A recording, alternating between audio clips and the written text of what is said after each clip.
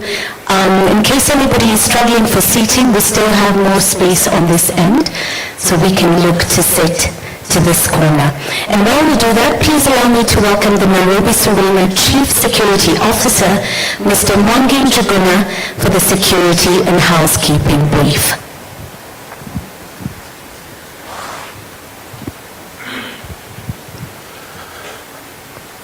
Good evening, ladies and gentlemen.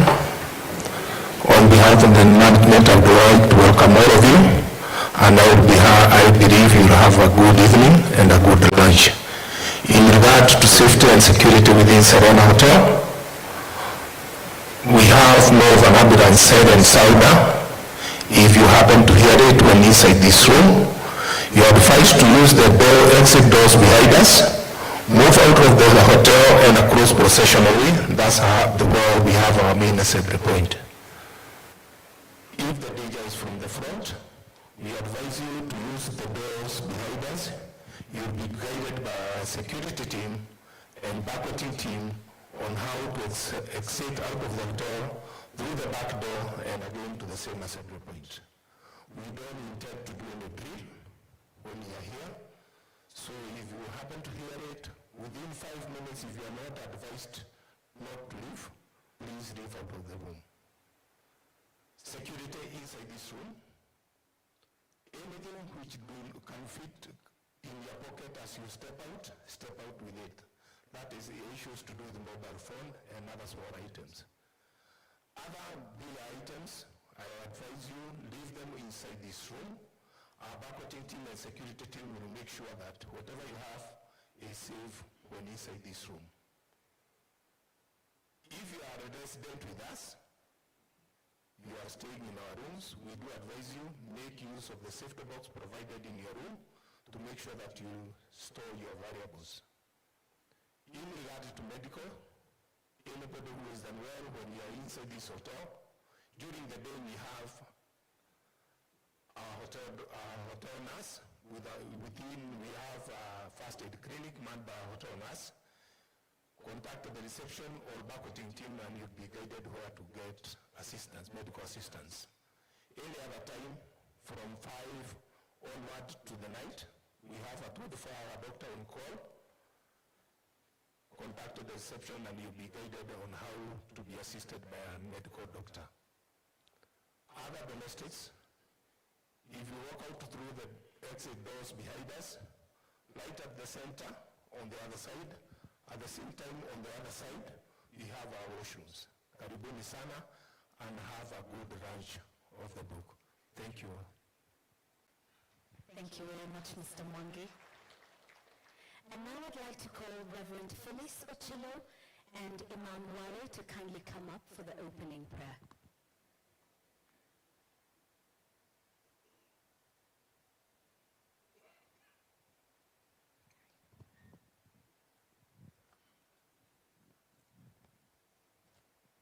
Good evening. For those who are able, I invite you to please stand.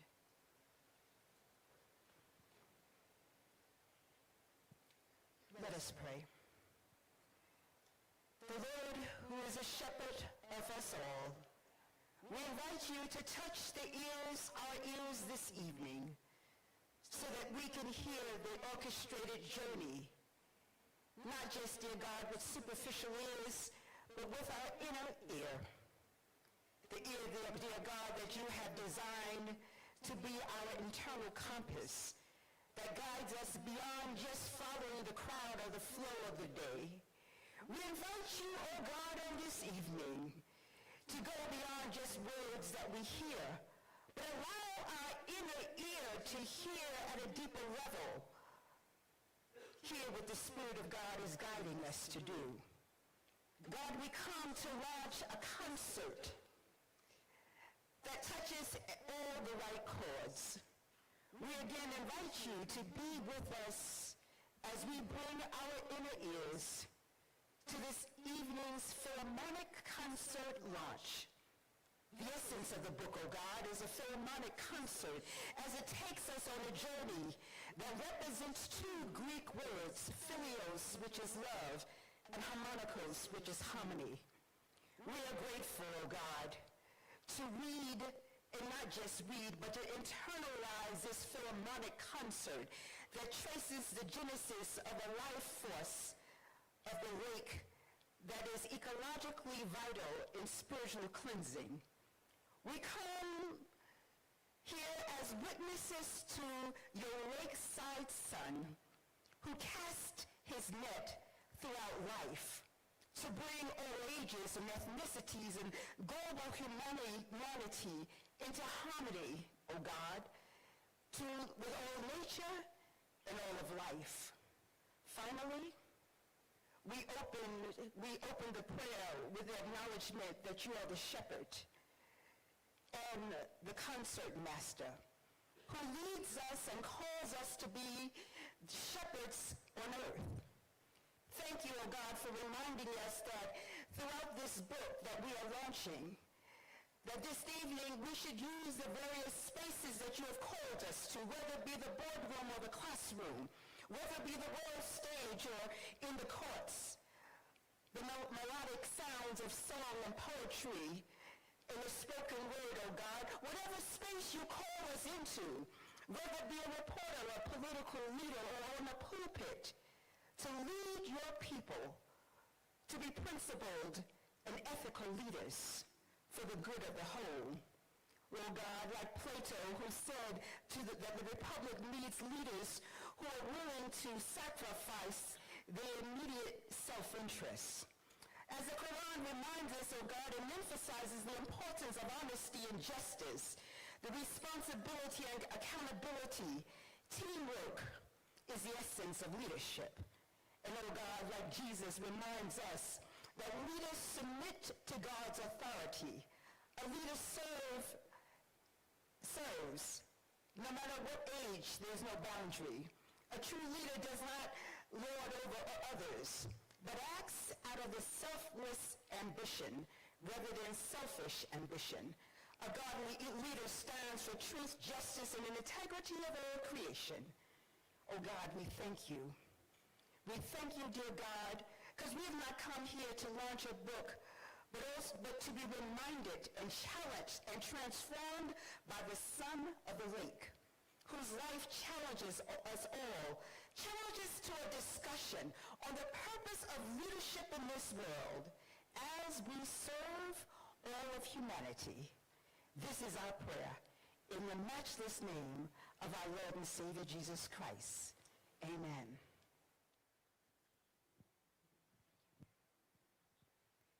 Imam.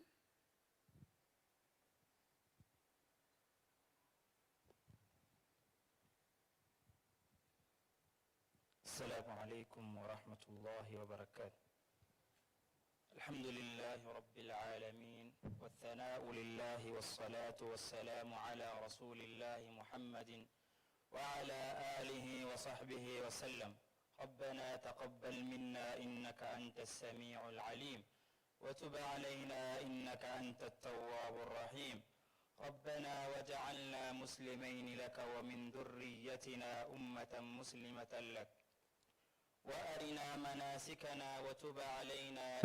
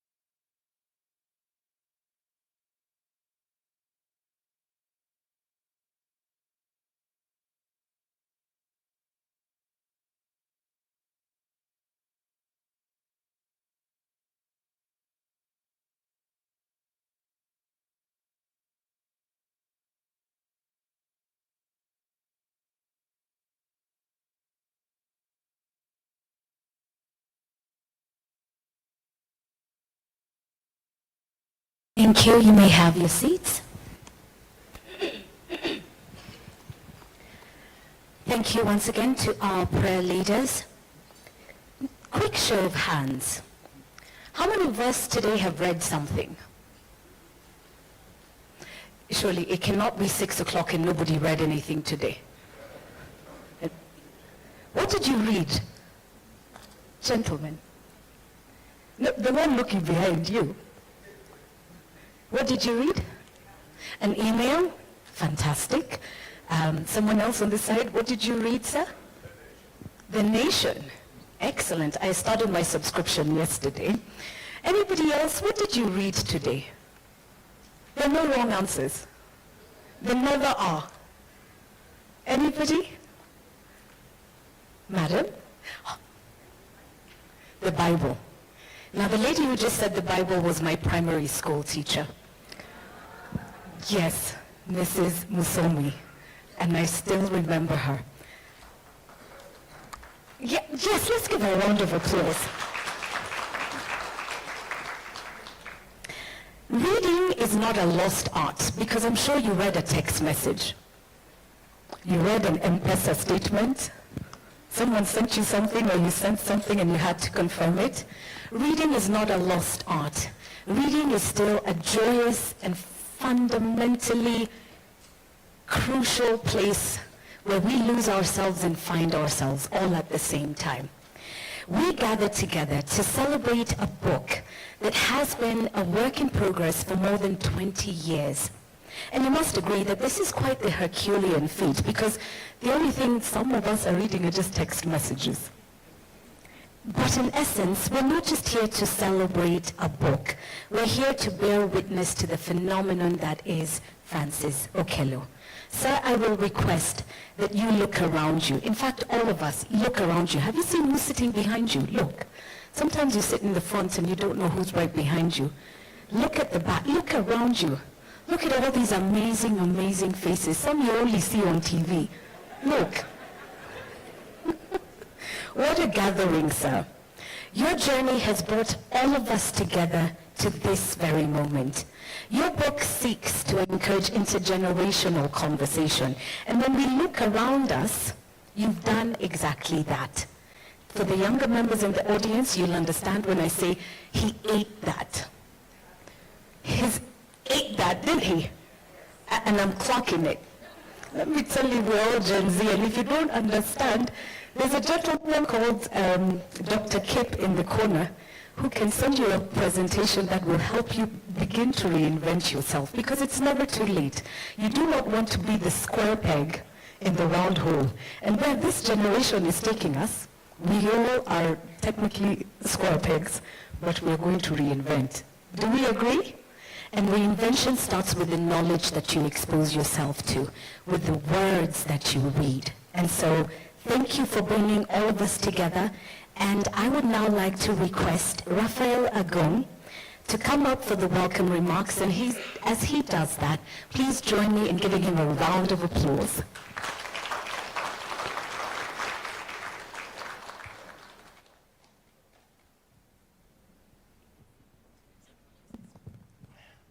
Thank you, Sheila.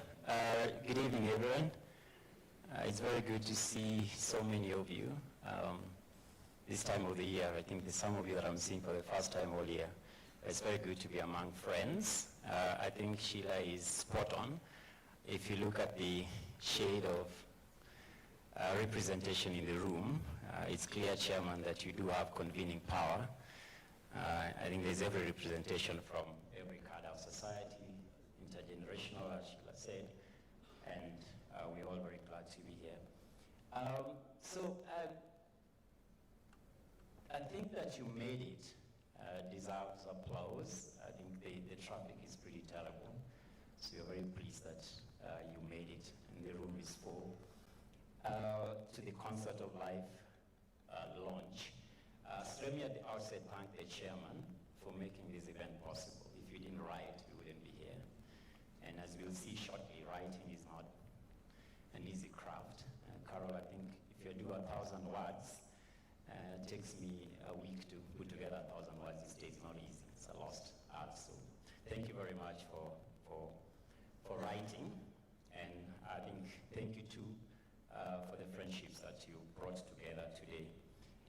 So about a decade ago, some friends, some in the room got together and we were thinking of putting together a book club. Those who love books, I think I see Sunny, we share that interest. There's so many of you. We thought to put together a book club, and like many things that you choose in your intimate spaces, choosing who to read books with is a very special choice. So I have some friends, I won't name them, so we're looking for corporate leaders who have interest in books or carried interest in books beyond university. Tends not to be always. And so we had to agree on the number. And I think, so Kwame was part of the group, I think, very clever, said, how many mathematicians were there in the room? So incidentally, numbers theory has very interesting facts about integers. And the number 26, I'm told, is particularly special because it has very, very special properties. One of which, and most notoriously, being that it is the only number that has very special relationships with squares and cubes. So if you take the number 25, or 26 rather, it is 1 greater than a square. 5 squared is 25. 1 on top of that gives you 26. And if you take the number 3 and you cubed, gives you 27. 1 less than that gives you 26. I'm advised the mathematicians that that is a very special property. So that is how we ended up arriving at the number, maximum of 26. And this was, I think, Kwame's special genius. So that's how the book club, the 26 book club, was formed. Then we got down to determining who qualifies. And as fate would have it, I didn't know chairman then, but all 5 of us, all four of my friends, Francis Okello's name came first. And that was my first getting to acquaintance with Francis. So obviously he made the list. There are lots of commentary around his interest in books going back many years. And so he got in. So we've read books together. That's in the interest of disclosure. We read books together. And one thing that was, I think you're the chairman, with respect, I think you're the eldest in the group. And as you'd expect it, he would speak last, so we'd have monthly conversations over a select number of books. We would go around the room right here at Serena over breakfast, and everybody would make their comments. And distinctly, he would speak last. I guess the boardroom is sort of showing up.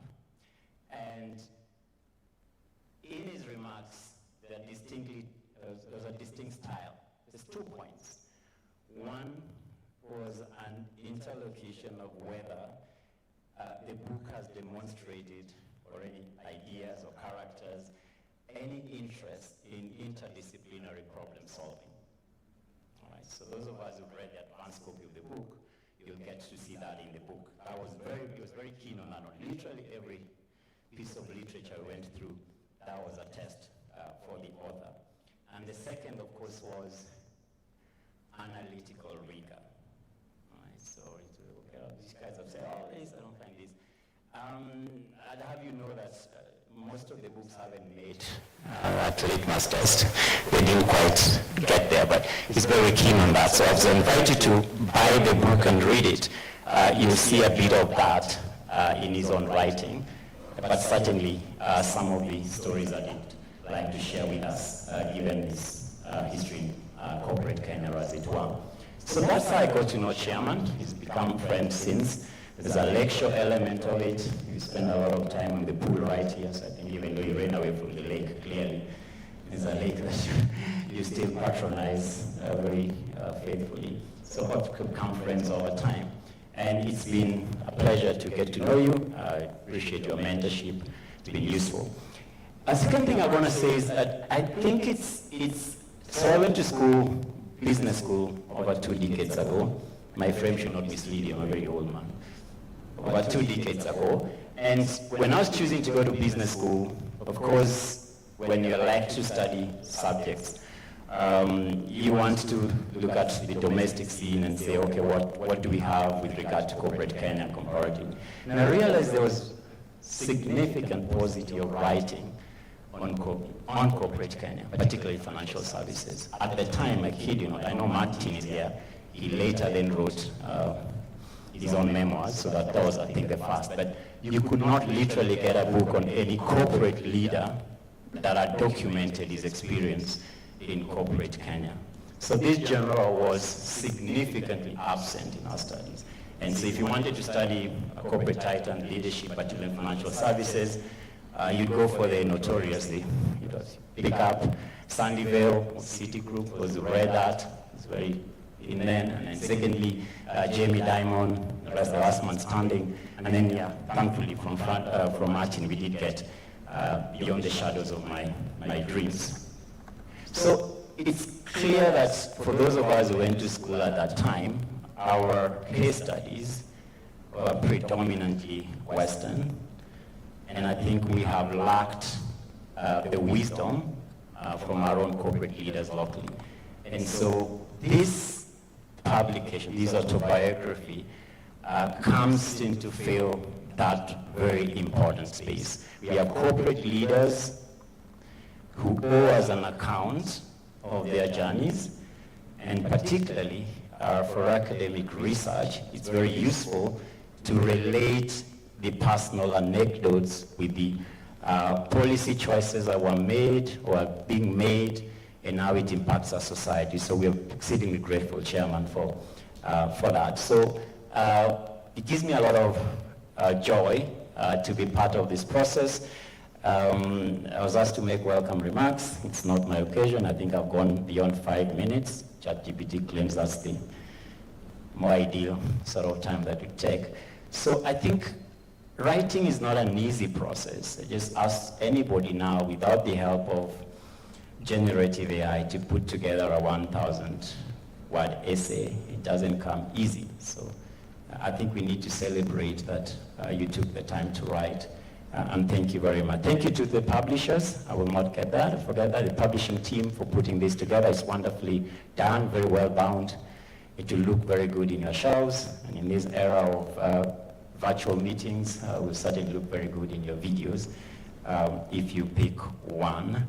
Now, given the painstaking nature of book writing, I understand we have documented for you the process through which Chairman has gone with the writing. So we have a video that I'm queuing up for your viewership on the process of writing. And as I exit, please enjoy the evening. And those of you leaders who are here, movie, I see you, you as a book.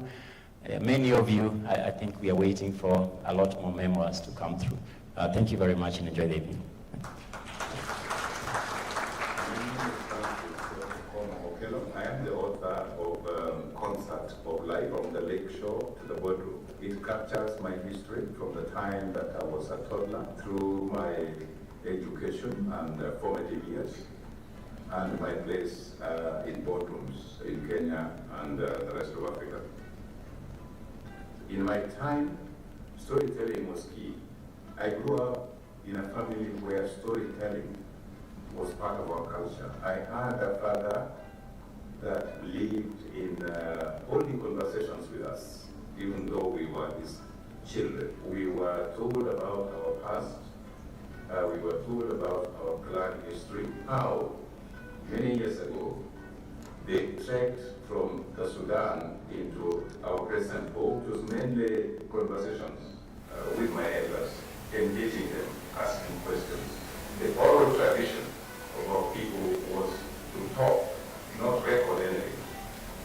And the storytelling methodology was through parables, riddles, proverbs, and all those kinds of methodologies. Putting these pieces together was not quite easy. You follow a trail, and when you think you're just about to crack it, then you get some information that contradicts all the work that you have, because you have to know what information you're looking for in the first place. I lost my mother when I my dad when I was 18 years old, and other relatives within the family and in the extended family. Then I realized that in no time, my sources of information were much drier. That was an added sense of urgency that drove me into saying I have to start doing something. Different people have their own different interpretations and understanding of what these riddles, these parables, these stories, mean. So you have variations, okay, of these stories. And I think the most challenging part of my work was to verify the authenticity and the accuracy of these stories in the absence of a documented source or authentic source for that matter. And think, not once, not twice, not twice. I almost gave up. There was a time that I said, I don't know why I went into this. The most difficult part of it was the emotional drainage. And, wrestling with those things. For example, when I talk about turbulence in the family, and I'm talking about major events in my life, revolving around the loss of my mother, the loss of my father, more recently, I had to face reflections around the loss of my brother and his wife, who after the passing on of my parents, took me on as a foster child. This book talks about their lives. This book talks about my interactions with them. Yeah, because I look back and I realize that the role they play is shaping my life and modeling my life cannot have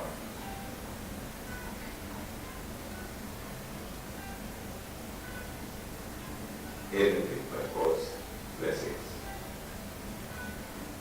This story is not about me. Life is about partnership.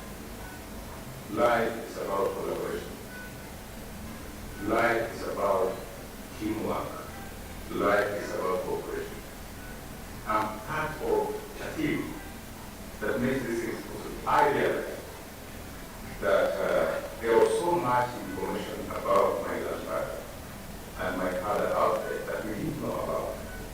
There were times when I was feeling quite overwhelmed. I was compelled to have 3 research assistants. I would give some information and I would use these research assistants to do the legwork, bring the data or information, and then we put the information through a review process. Learning is everything. The foundational works we have to undertake as individuals revolve around identity. Identity gives you the foundation to build on. My sight for my identity made it possible for me to understand myself as a person better. You cannot understand yourself without understanding your history and understanding your ancestry and genealogy. I have certain expectations that this book will be adding value to people's knowledge about the history of our country, the history of our families. I hope that this book will be encouraging intelligent discussions about challenges of leadership. I hope that this book will be challenging leaders to think about styles of leadership. I'm talking about ethical or value-based leadership, for example. I'm hoping that this book will inspire existing and future entrepreneurs, future existing and future professionals, scholars, historians, academics. I hope that this book, as a source of literature, will be promoting intelligent discussions in the thought leadership spaces, the need for people to be diligent about use of integrity. We talk about the centrality of family in our lives. I hope that you will keep that objective.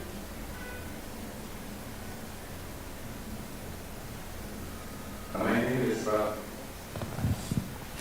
Let's give the author a round of applause. Socrates said, "The unexamined life is not worth living." How many of us have truly examined our lives? Going beyond, this is my father, this is my mother, these are my children, that is my uncle, that's the crazy auntie over there.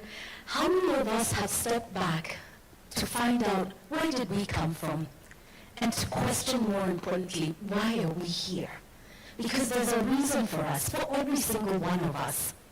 And together we stop for a moment and have been challenged by Mr. Okello to ask ourselves, where are we from? In learning our history, Kenya is still a very young nation. What we know is what we've read in the books, but when books like these are written, there's snippets of who Kenya really is that come to light that we didn't know. And so the challenge must be accepted by all of us to begin to examine our lives. Heritage, purpose, identity, impact, significance, legacy. That is what every single one of us is here for. And now, I'd like you to join me, distinguished guests, in welcoming our chief guest, retired Justice of the Court of Appeal and Judge of the UN Residual Special Court for Sierra Leone. Please welcome Justice Philip Waki, EBS.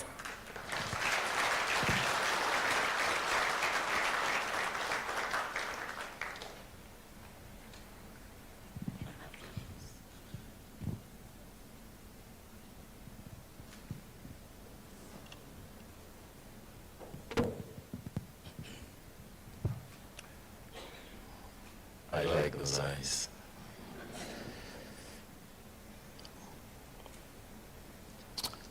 I do not know why my friend Francis chose me to be the guest speaker at the launch of this book. And I suspect it is a continuation of the mystery I noted in my blab that refuses to set us apart. And this is what I said in my blab, quote, "Until I read the book, I would never have discovered the uncanny cosmic coincidences that explain our relationship, our friendship. We hail from different cultures as far as the East is from the West, but we were born 30 days apart as the second-born sons of our mothers. Our fathers were chiefs. As teenagers, we chose the same career in law. As youngsters, we attended the same law school. As adults, we shared the same passion in environmental matters and delivered speeches on it around the world. And in old age, we ended up in the same city estate, that's Whispers Estate in near Gigiri, as next door neighbors. Isn't that uncanny? I want to appreciate the presence of the Okello family, my own family too, friends who are here in good numbers, and I've seen some of my classmates, Oweru Tonya and other lawyers here, and of course several judges, the Supreme Court Judge Ouko, I don't think we have another judge, some members of the judiciary are here in good numbers. I want to appreciate the presence of industry professionals who are here, and you ladies and gentlemen. I also want to appreciate and congratulate the owner up front. I bet not many of you knew his Christian name, because it's called Rasis. But you mispronounce it as Francis. Now, since I'm as excited as you are for being invited to this event, I will adopt the mispronunciation of the name henceforth. In my younger days as a judge, I visited the small village of Osenge in western Yimbo, which is in Bondo, sub-county of Siaya. And my host at the time was another judge who was a neighbor of the Okellos. And by the time we arrived, it was around 8 p.m. and it was dark. My host said we had arrived in Yimbo. When I looked out of the car window, I saw a big city full of streetlights. But I kept the amazing observation to myself. The following morning, my host drove me around the village to show me the homes of several academic giants from Osenge who I knew. And in that process, I visited Francis's homestead in Nyangera Daho, but he was absent. Then I expressed my shock to my host. What happened to the city I saw last night with streetlights? I asked. Oh, those ones, he responded. They were fishermen who had lit candles in the lake to attract omena to their nets. And that was Nam Lolwe, the largest freshwater lake in Africa and the second in the world. The colonial master honored his queen by naming it Lake Victoria. But I think it is time we petitioned our president to issue an executive order renaming it Nam Lolwe. Or if Trump is doing it, we can also do it. Now, in several chapters of the book, running to about 100 pages, Francis treats us to a general serving of cultural setting in which he grew up around Nam Lolwe. He captures the spirits of the lake, which is the energy and the forces that shaped his youth. Listen to this, for example. Quote, "The lake does not declare its majesty, but those who stand on its shores feel its grandeur. Who can tell how deep it is by merely looking at it? What mysteries do the waters hold or hide? What riches and fortunes has it delivered?" Unquote. And one may ask, could those who rely on it for provision in life and all that life entails elevate Nam Lolwe to a deity? Probably yes, but not Francis. He broke away, and these are his own words, to dive into the bubbler world of the city and fish for his dreams, unquote. Unknown to him, the energy and forces of the lake went with him, guiding his life and experiences in the corporate world. Now that he has written his memoirs, he will most likely go back to Nyangera Daho, among his peoples, where the spirits of his Kadimo clan ancestors reside, to continue with what he has always done, leading others.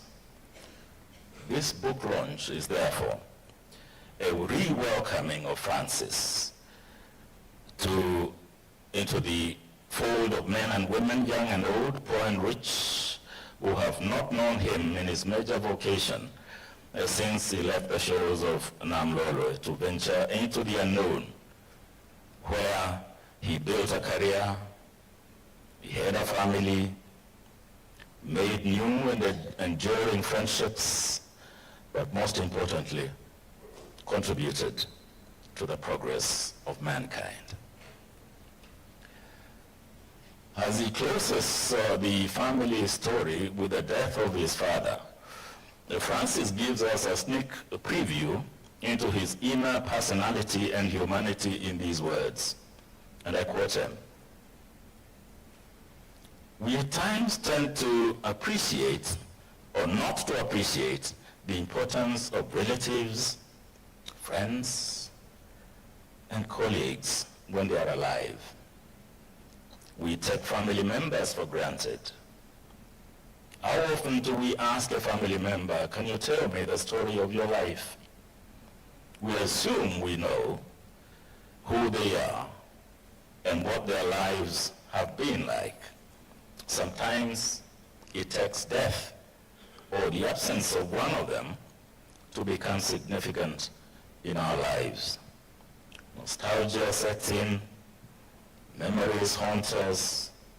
We desire to have just one last chance with them, but they are gone forever," unquote. In another generous serving of chapters, Francis speaks to those who have come to know him as a self-effacing corporate titan, raised in an incipient corporate sector in Kenya and grown into a corporate leader of repute, retiring as a celebrated industry and boardroom mentor.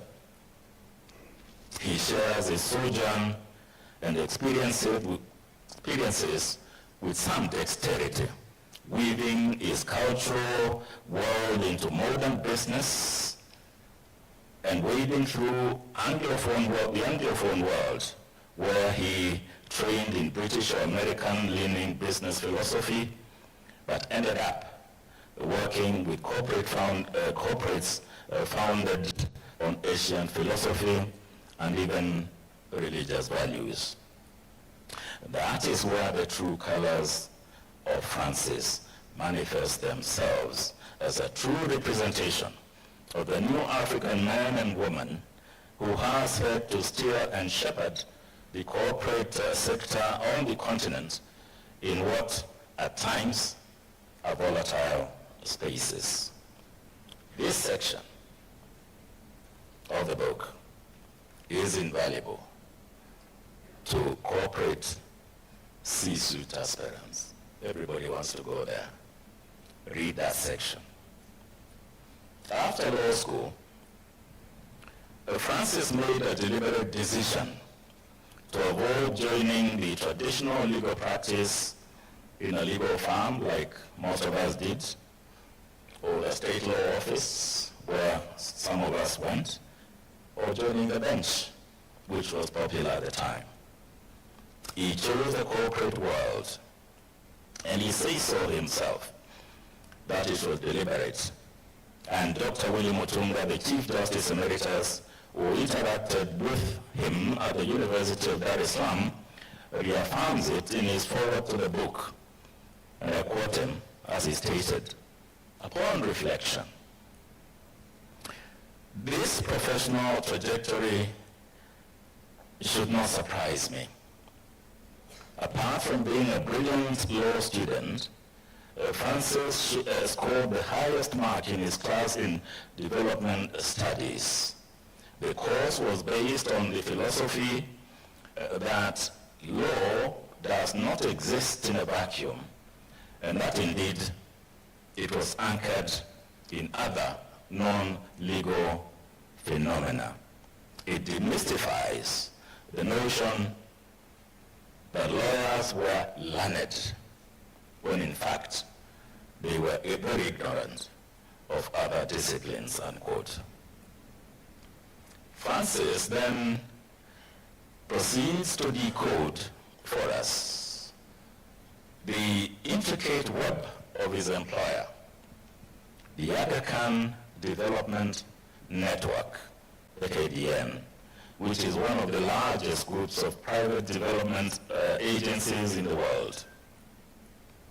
It comprises of the economic arm, the Aga Khan Fund for Economic Development, ADFED, the social development arm encompassing education, health, and habitat through the Aga Khan Foundation, AKF, and culture through the Aga Khan Trust for Culture, AKTC. And he presents this as only Francis can, after spending a lifetime with those agencies at leadership level. Besides the Aga Khan agencies, he spread his wings to no less than 10 other blue chip corporations and institutions spread around Africa and beyond, whose story he admirably covers. And after hobnobbing with the high and mighty, Francis became eminently qualified to define the kind of legacy we should strive for. And he does so in one of his speeches, which I lifted.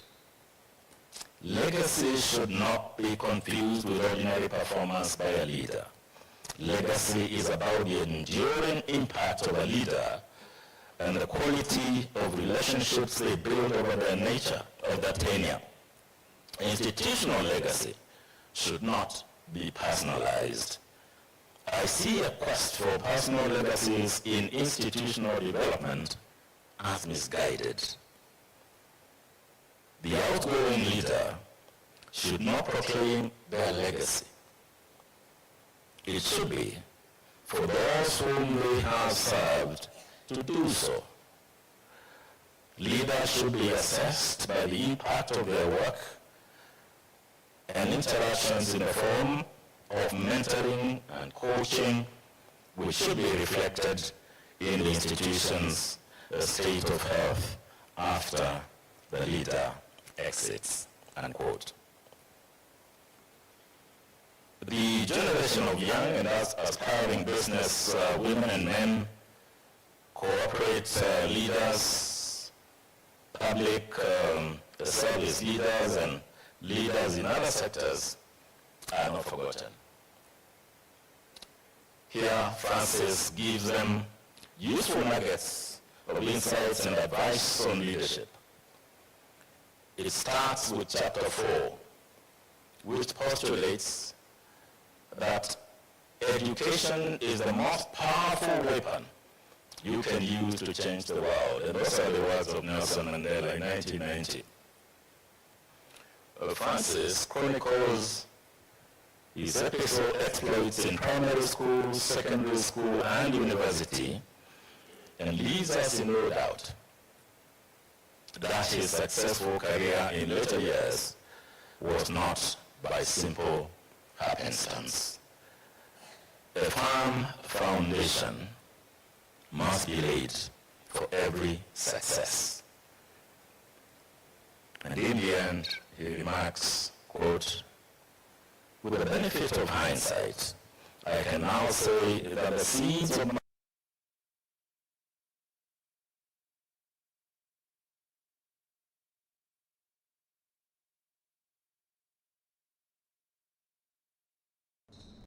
school and bloom at the University of Dar es Salaam, quote. He does not stop at the classroom. In the chapter on lessons beyond the classroom, he prescribes a policy which speaks to leadership and resonates with me as the current chairman of an alumni association. And this is what he says. Giving back to society, and by extension our alma maters, should be axiomatic. Why is it difficult for most of us as alumni to establish endowment funds and gift institutions?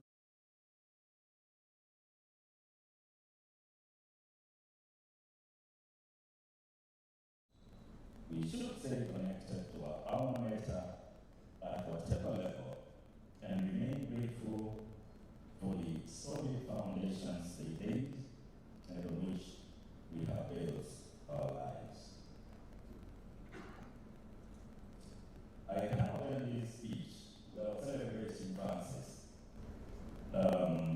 sense of his own immediate family. This is chapter 6, which I think is compulsory reading for any couple who think there should be a manual for married family life. From his frank, and I say frank, that pun is intended, from his frank accounts on courting this apple of his eye, Mildred, through fulfillment of traditional Christian marriage, the rights that go with it, to the successive arrival of all their 4 children, and meticulous parenting. All this makes for a special case study. Many homes fail because children just grow up without being brought up. Not the Okello children. They have a firm, value-based foundation to make a success of their own lives. The Okellos did not stop at their biological children, but adopted and brought up 2 orphaned nephews, and they also assisted me in bringing up 3 other orphans of a mutual friend. One of them is indeed around here. And to cap it all, the Okellos have kept one house help in the name of Maria Mbula Musila for 4 decades due to her quote-unquote integrity, discipline, and diligence. The focus all along is values. Values, a commodity that is in short supply in this country, although we have it provided for in our Constitution in Article 10. Even MPs, ask them, what does Article 10 say? They will go blank. It's a value that is in short supply. Okello brings it up. In conclusion, I go back to the spark that ignited the writing of this book. It was a casual discussion between Francis and one of his colleagues who broached some vexing questions about life. He told Francis, quote, "In life, we grapple with fundamental questions, yet often fail to seek answers. We wrestle with our identity and purpose. Who am I and what is my calling? We question our significance. Do I matter? And we ponder our impact. What mark do I leave on this world?" And in answering those questions, Francis presents us with a concert. Literally, a concert is togetherness of musicians who come together to play or sing in a group. You can Google that.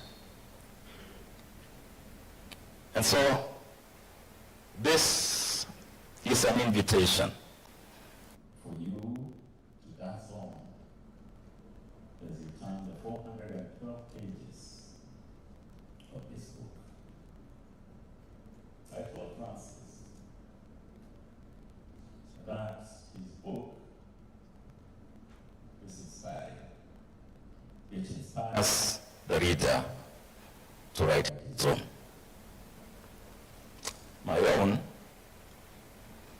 is about a decision I made in my youth that my working life before retirement will be 30 years. I'll do 10 years as a practicing advocate. I'll do 10 years as a judge in Kenya, and possibly do another 10 years as an international judge. I ended up doing 20 years of private practice, 25 years as a judge in Kenya, and I'm now doing my 13th year as an international judge in Sierra Leone. That may well be enough for another concert of life. Thank you for listening to me.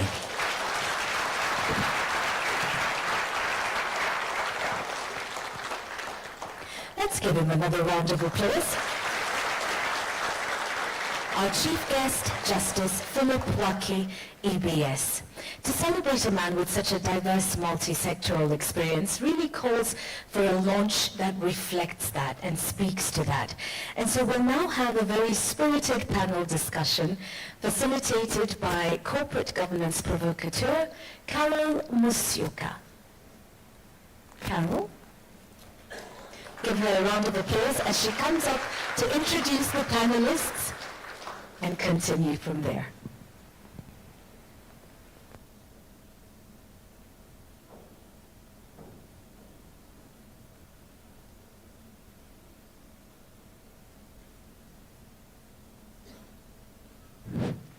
Good evening, everybody. Good evening, those who went to Alliance. You know yourselves. You can't have any gathering of Kenyans without the people who went to Alliance. You know yourselves, Movie, Dennis. Where are the people who went to Alliance? Please wave. You always say, oh my goodness, there they are. And also those who went to Starehe, because I know you want to be recognized, Skip. It's a great pleasure to be here. Raphael, it was wonderful to hear you using your Kisungu Mingi. You said significant paucity of writing. Again, for those who went to Alliance, that means scarcity. I'd like to invite my panel, and I'll call them in order in which they will be seated. I noticed that it's Francis Okomo Okello, so I said I'd have to double barrel everybody's name as I call them up. So Kevin Butuku Butiso. Kevin is a mentee of Francis. After Kevin, I'd like to ask Sunny. Sunny is very private about his name, so I'm calling him Sunny Singh Bindra.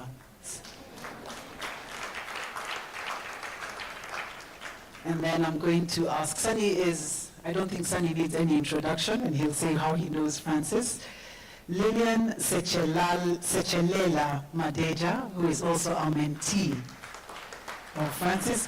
Lillian joins us all the way from Dar es Salaam and flew in just for this occasion. So let's give her a really warm round of applause. And last and definitely not least, the one with a genuine double-barreled name, Mr. Martin, Dr. Martin Oduo Otieno.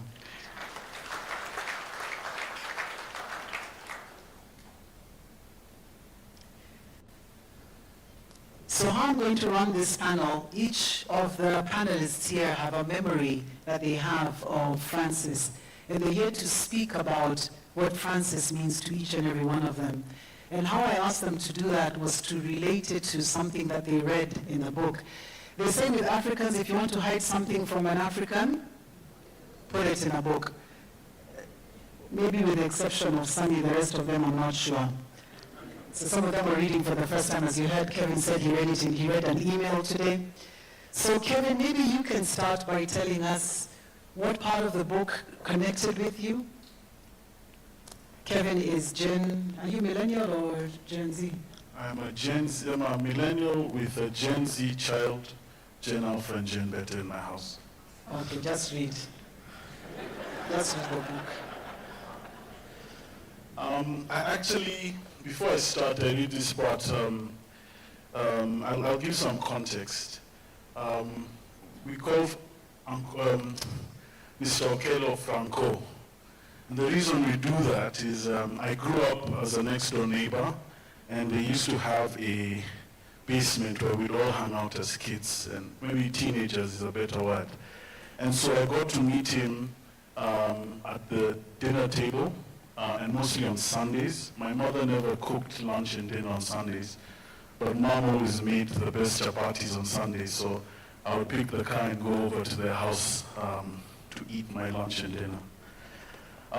So for me, what really stood out in the book, more than the obvious governance, leadership stories, is I understood my friends better, especially my friend Kathy Okello, who was the friend that I made, and I made the rest of the family as friends later. So I'll read the section. It comes from the beginning. It's in the first chapter, and it reads, "As the curious one, and at a tender age of 5 years or so, I soon mastered our family history back to the Luo patriarch Ramogi III Ajuang, 15 generations back."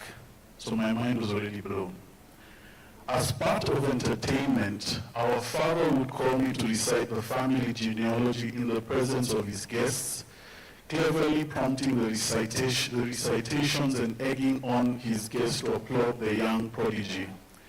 If I was not dismissed after the performance, I would sit quietly on one side of the group listening to the guests talking and trying to penetrate the mysteries of adult etiquette in relation to social behavior. As often, our father would be consulted over a variety of issues. I would again be innocently present, eyes and ears open, observing our father in action as he received complaints or resolved or solved disputes or gave out general advice to those who had conflicts.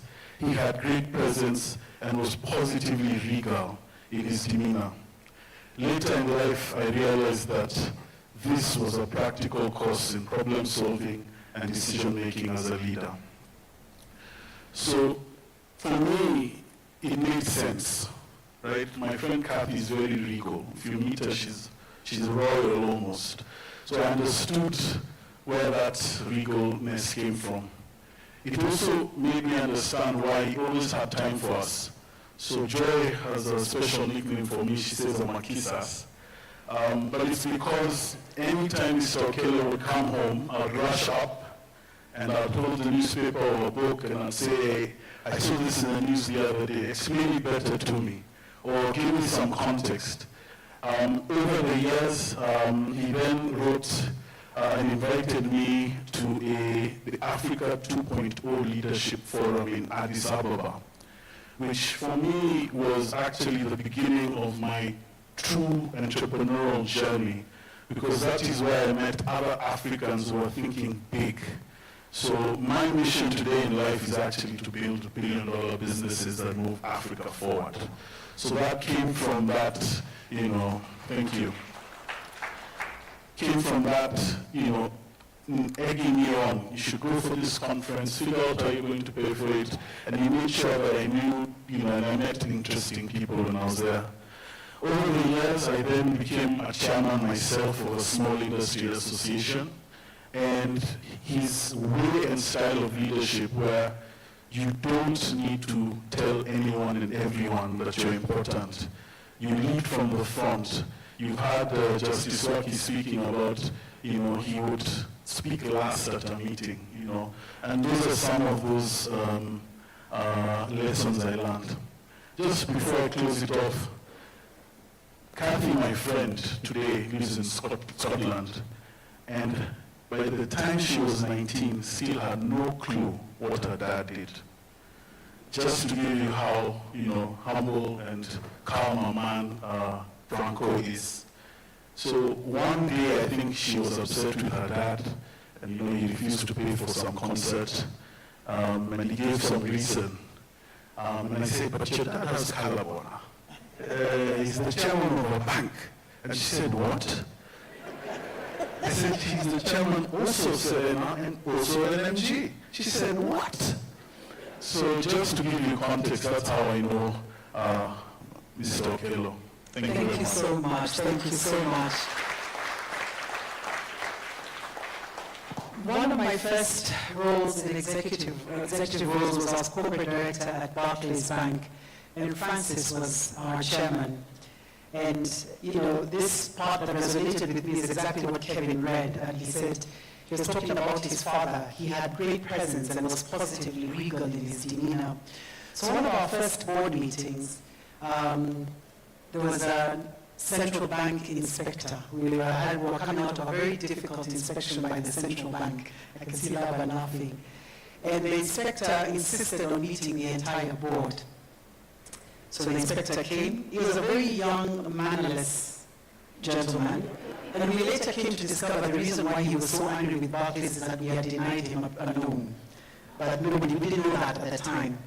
So he sits there, and Francis was the chair of the meeting, and he proceeds to talk extremely badly to board members, particularly when the group internal auditor was speaking. Francis had had enough. And Francis simply looked at him and said, "Young man, you will address meeting participants through the chair." All we heard was, and that was the end of that.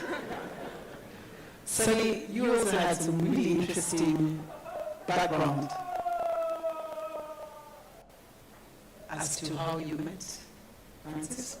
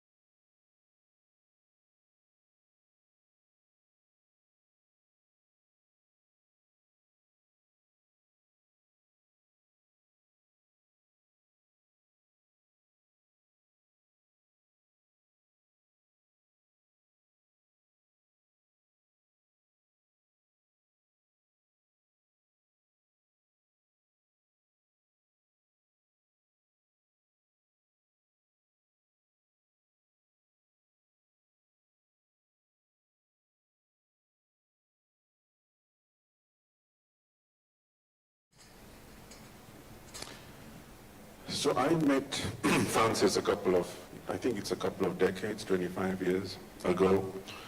And I met him at a time when I was thinking about leadership in some depth and thinking of starting my own program in leadership development.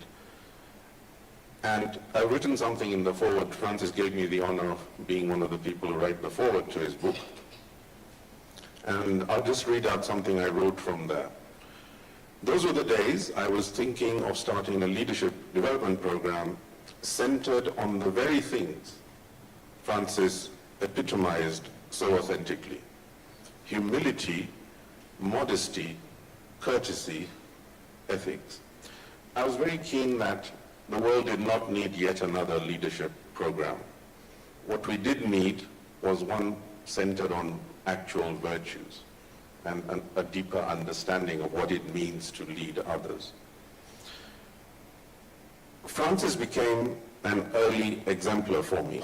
He is that forgotten creature, a gentleman, in the best sense of the word. He is formidable in his research and reading, articulate and knowledgeable in his boardroom meetings, and yet invariably a gentle and polite man. In today's corporate world, such qualities are sadly increasingly rare. The competitive nature of business often prioritizes assertiveness, ambition, and self-promotion. Leaders like Francis, who embody humility and courtesy while maintaining strong ethical standards, stand out not only for their achievements, but for the way that they achieve them. His ability to lead with kindness and respect is a reminder that true leadership is not about wielding power, but about inspiring and uplifting those around you. Let me just those are nice words, but let me just tell you where they come from by giving you an example of something I observed myself, right here in this hotel.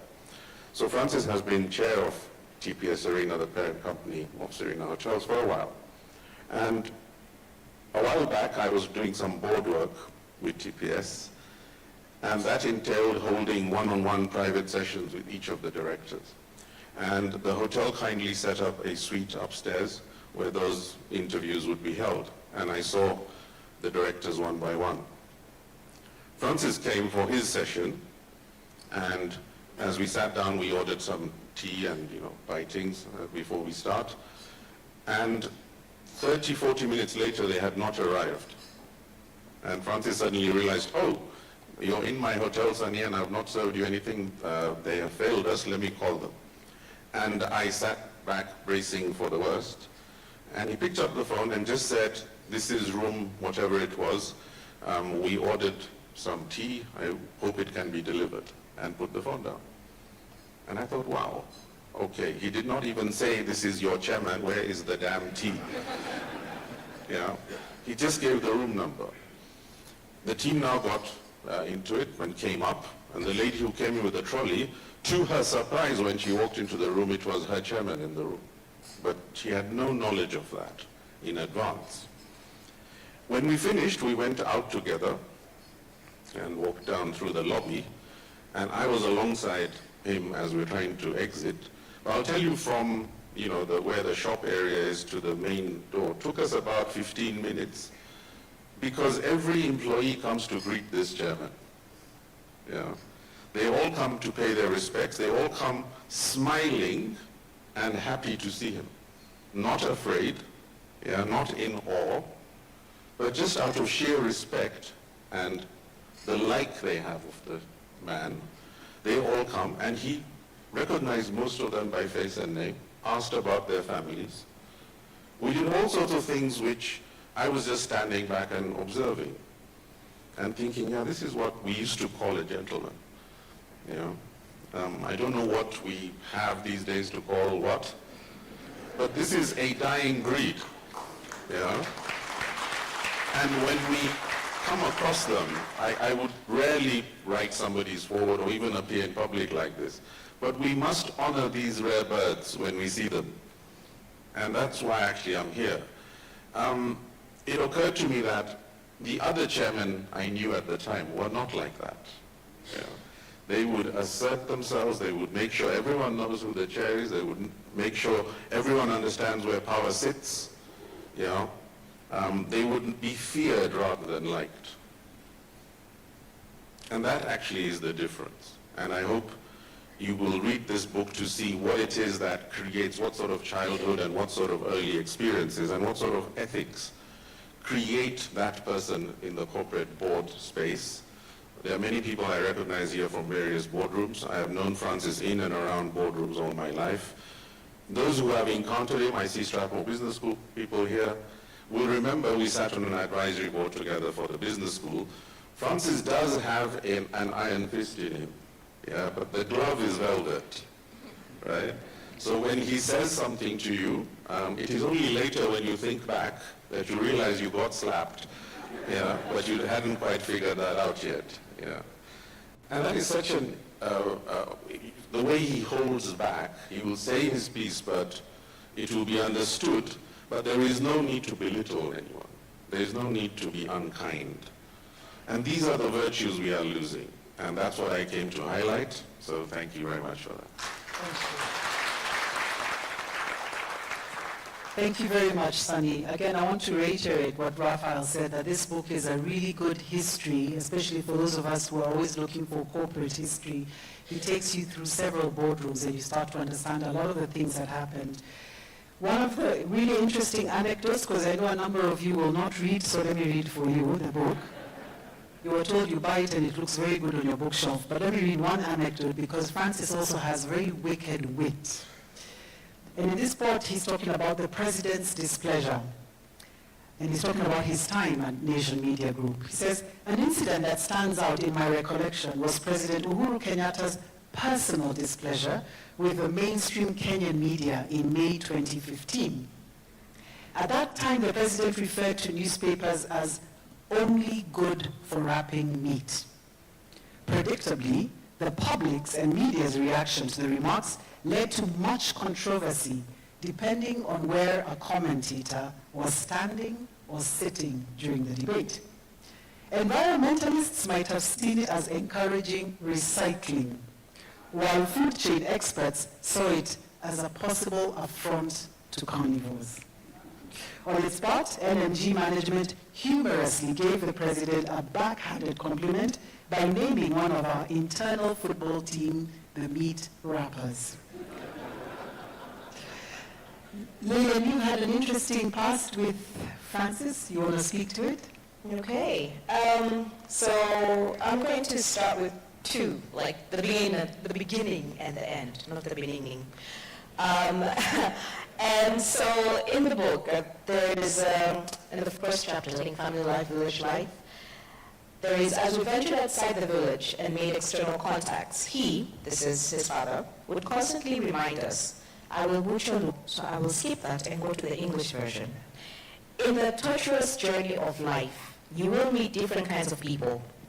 Some will build you, while others will stifle you. The choice of who you associate with as your friends will solely be yours. I'm going to read that, and then I'm going to go to the last part, towards the end, whereby he's giving his lessons in life. Developing enduring human relationships. This story is replete with instances where my life has been akin to walking through a spider's web. My professional and social life is a story that speaks to the significance of human connectedness. Thus, if there is one thing that I would like to do more of in future, it would be using every opportunity to nurture, develop, and preserve enduring personal relationships, as well as social and professional networks. Using friendships to strengthen the bond between people is what really matters in the journey of life. When well-intentioned gratitude and friendship have a special way of warming and opening hearts, and this is where the true human value is domiciled. This is what anchors humanity. I met Francis 2012, Africa 2.0, it was in Gabon. I do not know, this is like, when you're talking about the man and the stature, I do not know who he is. I somehow started having a conversation. I think there was a delayed flight, and we just connected. 15 years later, I was still employed by then. We started a mentor-mentee relationship that has been so profound to me. He knows my family. It is more than just me right now. He knows my family. When I was coming here, my sister was like, hey, Francis takes you just like this, like your father. He's really just checking up on you, and where you're going, and are you going to get there on time? But throughout the years, between me starting my company and he'll be checking up on me. How are you doing? It was more than are you starting just a company. It was more about how am I? How am I balancing work and life? How am I leading my team? How am I checking up on my family and making sure that I'm staying true to the family? And so over these years, I'm just grateful and thankful being in this room, and I'm just like, he's Baba. I'm just like, oh, wow, this is just amazing. But this man, your values just surpass, and I am grateful that you have poured into my life, and I hope I can do the same to all the amazing people that have come through my life, to connectedness, friendship, relationship. Asante sana. Thank you so much, Lillian. Last and definitely not least, Martin. Thanks, Carol. First of all, let me start by, conveying a big congratulations, Francis, on this. This feat of bringing your entire life and journey to us through this book. I don't know how long I've known Francis for, actually. It must be many decades now, right? Carol spoke about Barclays. I worked for Barclays for about 11 years, but Francis came in as chairman just as I left. So I didn't have the privilege or the advantage of working with him as my chairman. I know Francis as a professional, and I know him as a man of great discipline and values. And so, when I looked at this book, I got stuck to the first chapter. I got stuck to the chapter that is called The Roots.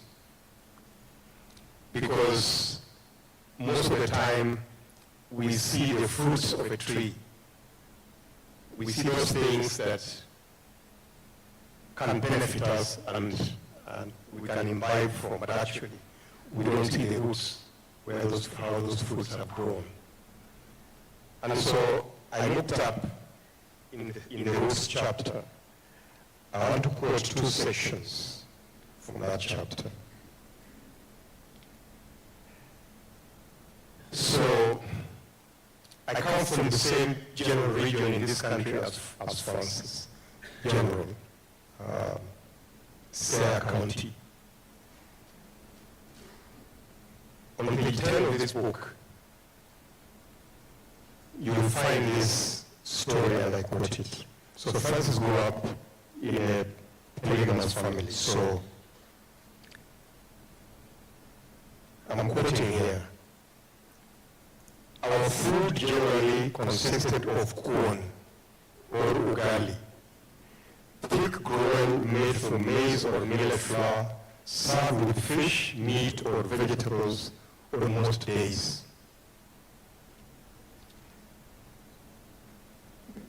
Alternatively, it was nyoyo, a mixture of maize and beans, known in some parts of Kenya as githeri or amayenjere, cooked in clay pots.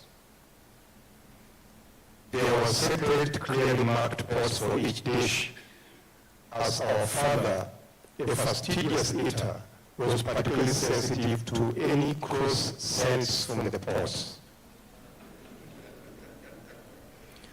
Although there was no such thing as a daily menu, I suspect that our mothers would consult informally on who cooked what to avoid duplication and to ensure we had balanced meals. At the end of the day, the boys and girls would change out of their school uniform, and it describes the type of uniform. Once the food was ready, the boys would take the dishes containing their respective mothers' offerings to our father's duel. Duel is a place where the father sat. Sitting in a circle, we would serve ourselves individual helpings of corn and dip into common plates of fish, chicken, meat, vegetables, or nyoyo. So those of you who grew up in the village can begin to visualize this, picking a piece of corn and dipping it in soup and then eating it. We ate off tau, dishes made of baked clay, brought from the neighboring village, famous then and now for its pottery. Mealtime was sacrosanct. There was no waiting for latecomers. Our father would dress immaculately for his meals. He would wear trousers, a long-sleeved shirt, a jacket, and even a necktie if occasion demanded. As we grew older, he taught us how to knot a tie and how to use tie pins. We grew up observing him mockingly compete with our elder brothers on who dressed more stylishly. So who among you dresses in suits as you sit around your table to have a meal?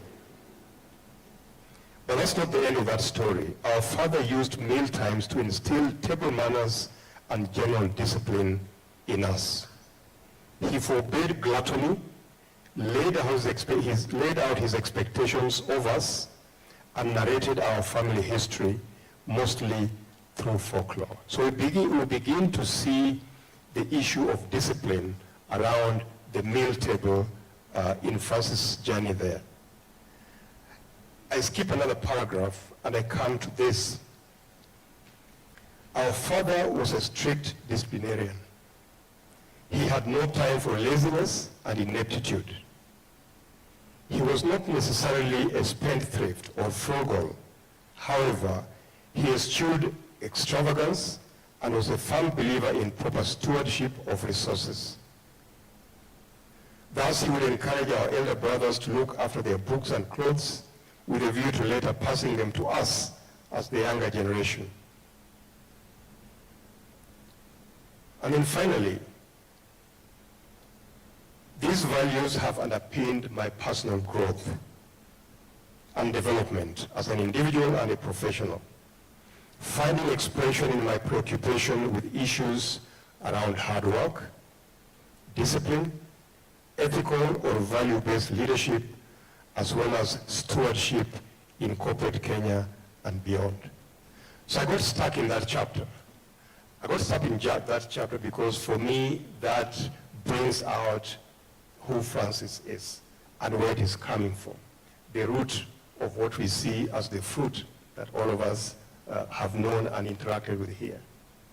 So Francis, I really want to congratulate you and to thank you for in this book, bringing the roots through, enabling us to walk through the entire journey with you and into those boardrooms. I've yet to reach the boardroom side part of this book. I got gripped by the roots side, so I'm still there and I'm spending my time here. I think this is a book that you don't want to read in a hurry. You want to really take this book, take your time, and really reflect on what you are reading here and what lessons it has for you. So thank you, Francis. Thank you. I want to thank my panel because what they have done is they've helped you. You know, Sheila asked us in the morning, what have you read? And very few of you had read a book. I think you can all leave here today and say you've read or you've heard it read out. You've had an audiobook session today. And as I close this session, and I want to thank all my panelists, Martin, Lillian, Sunny, and Kevin, I want to end the session with a blessing that was gifted to Francis by Marjorie Doyle Moore, and it's an Irish blessing, and I'll read it out. May the road rise to meet you. May the wind be always at your back. May the sun shine warm upon your face. May the rain fall soft upon your fields. And until we meet again, Francis, may God hold you in the palm of his hand. Thank you, ladies and gentlemen.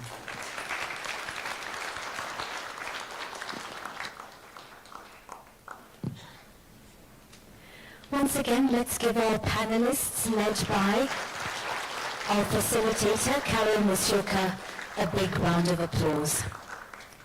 Earlier, we watched a video of the author talking about the journey, writing the book.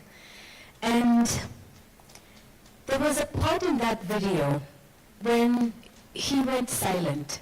Do you remember that part? What went on in your heart when you saw it? What did you feel? Emotion. You were right there in that room with him. We have heard beautiful, wonderful words. We've watched the videos, but now we'd like to hear from the author. So please join me. Let's stand up and welcome Francis Okello to make his remarks. Let's give him a round of applause as he walks up.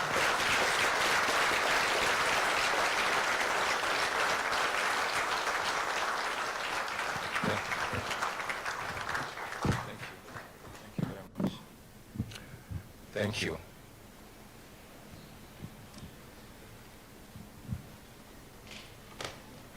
I'm trying to impress my grandchildren that after all, their time has not been wasted in terms of bringing me up to speed in the modern world of technology. I hope I don't let them down.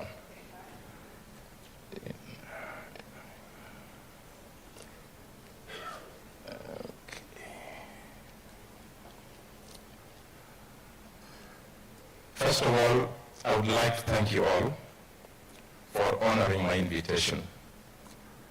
I am really overwhelmed with the support, messages of goodwill, that I have received all along since I went public with my intention to publish my autobiography. I don't take your presence here for granted, because there are so many other things that are actually making demand of your time. First of all, allow me to recognize my other family, the Alakan Development Network, colleagues of mine from all entities of the Alakan Development Network are here. CEOs, fellow chairs. I see Ms. Ajuma, who is my chair at IPS.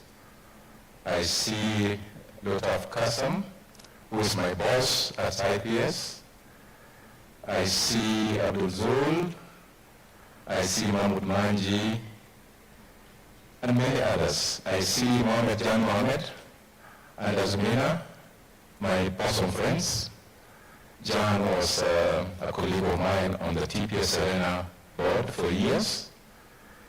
I'm delighted to see all my friends coming over to celebrate with me what I regard as a milestone in my life. Thank you. In the interest of time, I would like to recognize, first of all, our chief guest, Justice Philip Waki. Justice Philip Waki has been a friend for years. We no longer regard ourselves as friends, we are actually brothers. He has been introduced as the retired judge of the Court of Appeal, and currently a judge of the UN Residual Special Court for Sierra Leone. I recognize the presence of friends from the diplomatic corps. I recognize the presence of my family from Ingo, which covers the entire Ingo zone, including my own family from Nyangera Daho. I recognize the presence of family members from Buyuku in Bunyala, members of the family from Kano, Mariwa, Mkubu in Meru. I recognize the colleagues from ABSA Bank Kenya, some colleagues from ABSA Bank South Africa, and I think some colleagues from ABSA Bank Group also in South Africa. I recognize the presence of the judges of the High Court of Kenya, Court of Appeal, and the Kenya Supreme Court. Justice William Ouko, who is actually named after my father, is sitting next to Lotaf. And I see my good friend, the former registrar of the High Court of Kenya, sitting in between Justice Ouko and Justice Philip Waki. I could go on and on, but I want also to recognize colleagues from Strathmore University, especially the Strathmore University Business School, where we spent some time working together. I would like to recognize the presence of colleagues from the Alakan University East Africa. I would like to recognize colleagues from the University of Dar es Salaam Alumni Association, the Kenya chapter. I would like to recognize the presence of Princeton University Alumni School Committee, East Africa chapter. I would like to recognize the presence of friends and colleagues from the Center for Advanced Studies in Environmental Law and Policy and the Faculty of Law of the University of Nairobi. President's Award Kenya, I think Dr. Fada Omugunda is the audience, the current chairman of President's Award Kenya. I would like to recognize colleagues and friends from Climate Advocates Voices United, the SCARB of Africa, members of the 26th Book Club, Legal Circle, the Three Musketeers, mentees of mine from across the East African region and in the diaspora, and all the other friends and colleagues and former colleagues here present. I'm doing this for a particular reason. It's not just to observe protocols, but it's to say that there is one common denominator that you all have. That is that you have been a part of this journey, and as such, individually and collectively, you have all significantly shaped the story we share in concert of life. In a sense, this story is therefore part of your own story. It is indeed our collective story. This event is beyond the launch of my autobiography. It is a homecoming of stories, a moment to reflect, celebrate, and reminisce about the past as we contemplate the future. It is a moment for us to reconnect and honor the people and places that have continued to shape me. The launch is therefore akin to a reunion of some sorts. Thank you for the honor and the privilege.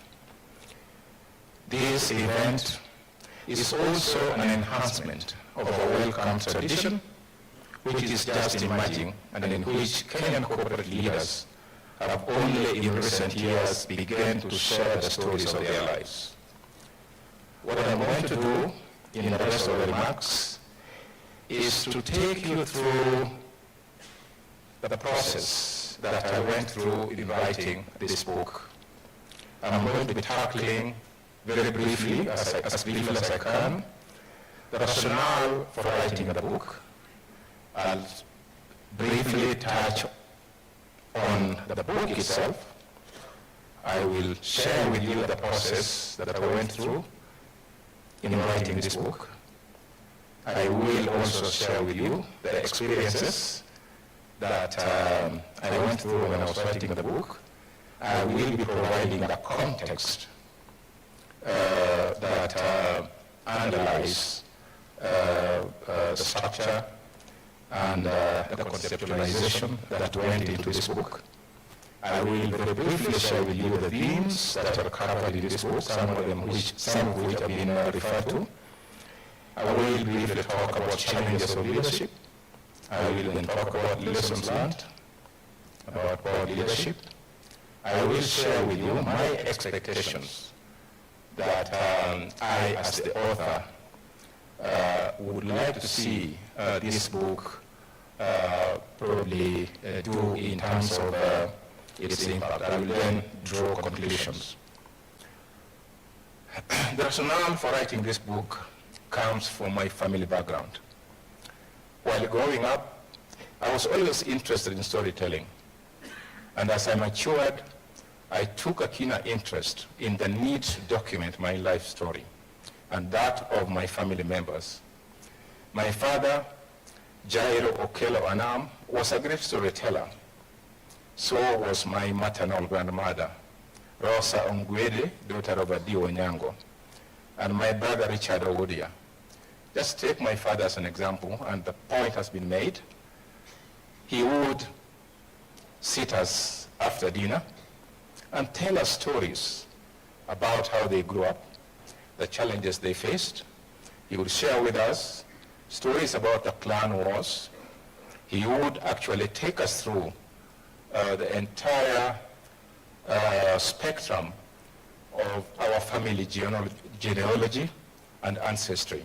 So it is that at age 5, as has been mentioned, I had been trained to recite my family genealogy going back 15 generations. I don't know where that power went, because along the line I lost it all. And I had to research this once again, especially after my elders, my brothers and my father in particular had passed on. But at age 5, I was able to recite my family genealogy going back 15 generations.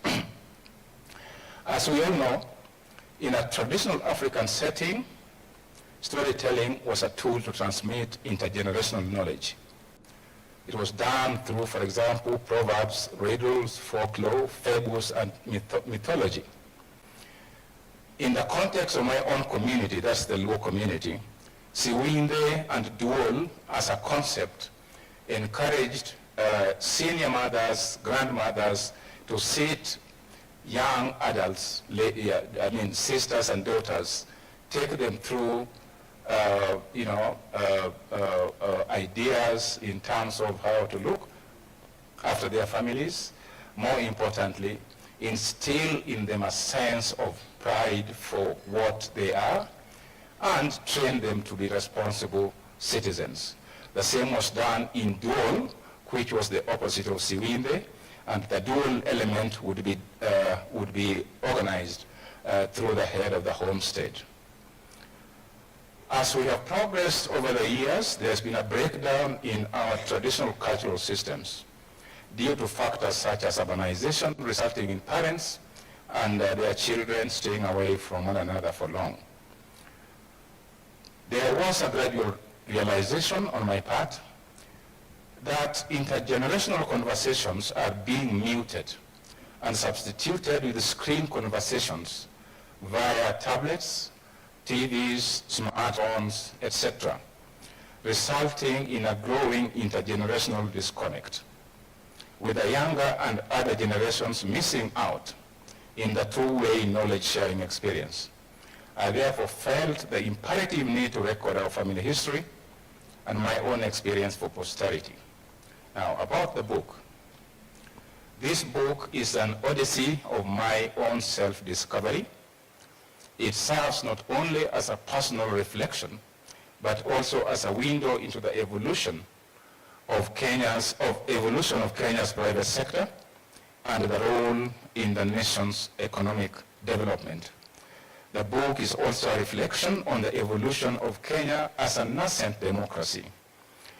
It explores the intersections of politics, economics, law, and culture that have shaped my perspectives and influenced the institutions that I've been privileged to be associated with in Kenya and beyond. The book also underscores the strategic importance of sustainable development and environmental stewardship. Writing this book entailed a process. It has taken me 20 plus years to research, and the research encompassed collection of documented and oral evidence, intense reflections, self-introspection, verification and counter-verification, and as well as rigorous review and editing of about 45 iterations of the manuscript. My approach was that this is my story, and because it's my story, I will write it myself.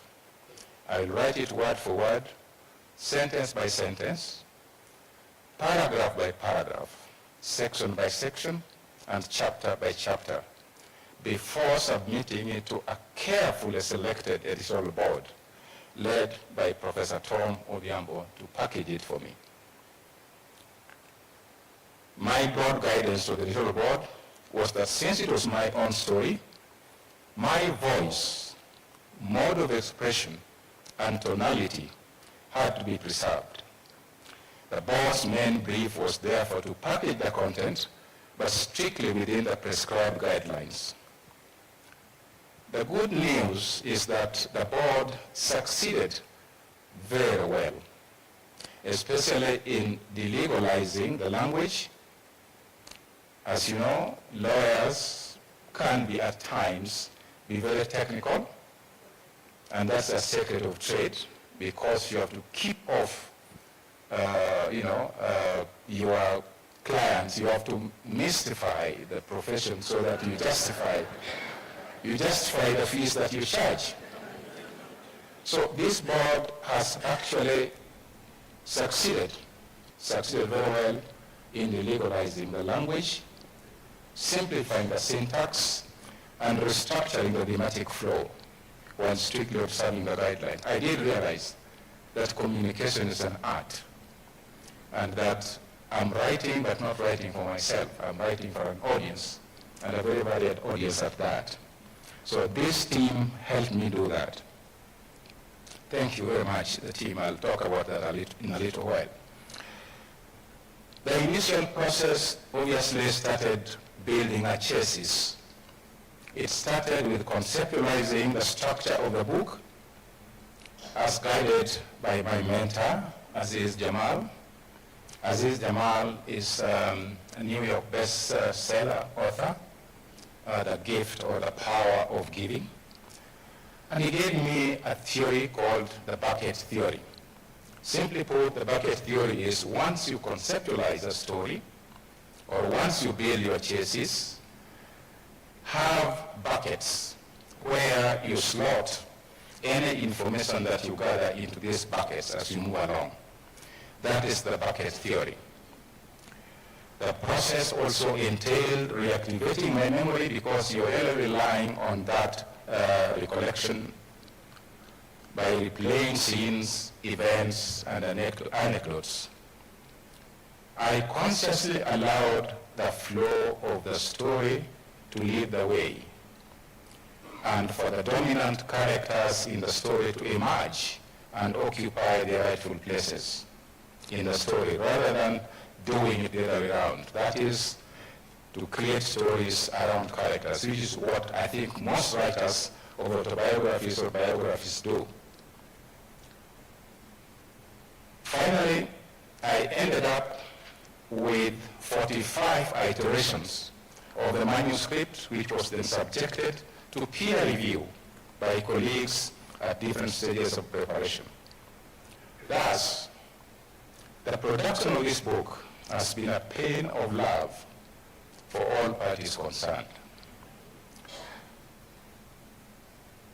What has been my experience while writing this book? Reference has been made to that video where I think I might have maybe betrayed my emotions, but then that is how you grow up, because we have to learn to be vulnerable and not be ashamed about it. At times, I found the process to be emotionally draining, and I would cry a lot, mostly in hiding, and I would cry either out of joy or sorrow. At times, I felt quite lonely when I remembered close friends and relatives who had gone yonder, especially when I sadly realized that the majority of the characters mentioned in the book had since passed on. So remembering the incidences and events associated with such dear ones posed a real emotional challenge for me. Thus, except for a few cases, I deliberately decided to use present continuous tense in such cases so as to avoid, quote unquote, the late so-and-so as a descriptor in the reference. As a matter of fact, there was a time that my little boy and I were concerned about how many late so-and-so we were referring to in the book. So you will not find in the book any references to so-and-so as a late unless it was really necessary. In the process, I lost many friends on account of not being socially available. I lost rhythm of my love for music, but I'm now clawing back all that, as may be evidenced in my preoccupation with a Spotify app. And my frequent visits to the Kenya National Theatre and such other joints to listen to live music performance. I have also registered for piano classes, and my instructors for my piano classes are here, and they can attest to how serious I am about that.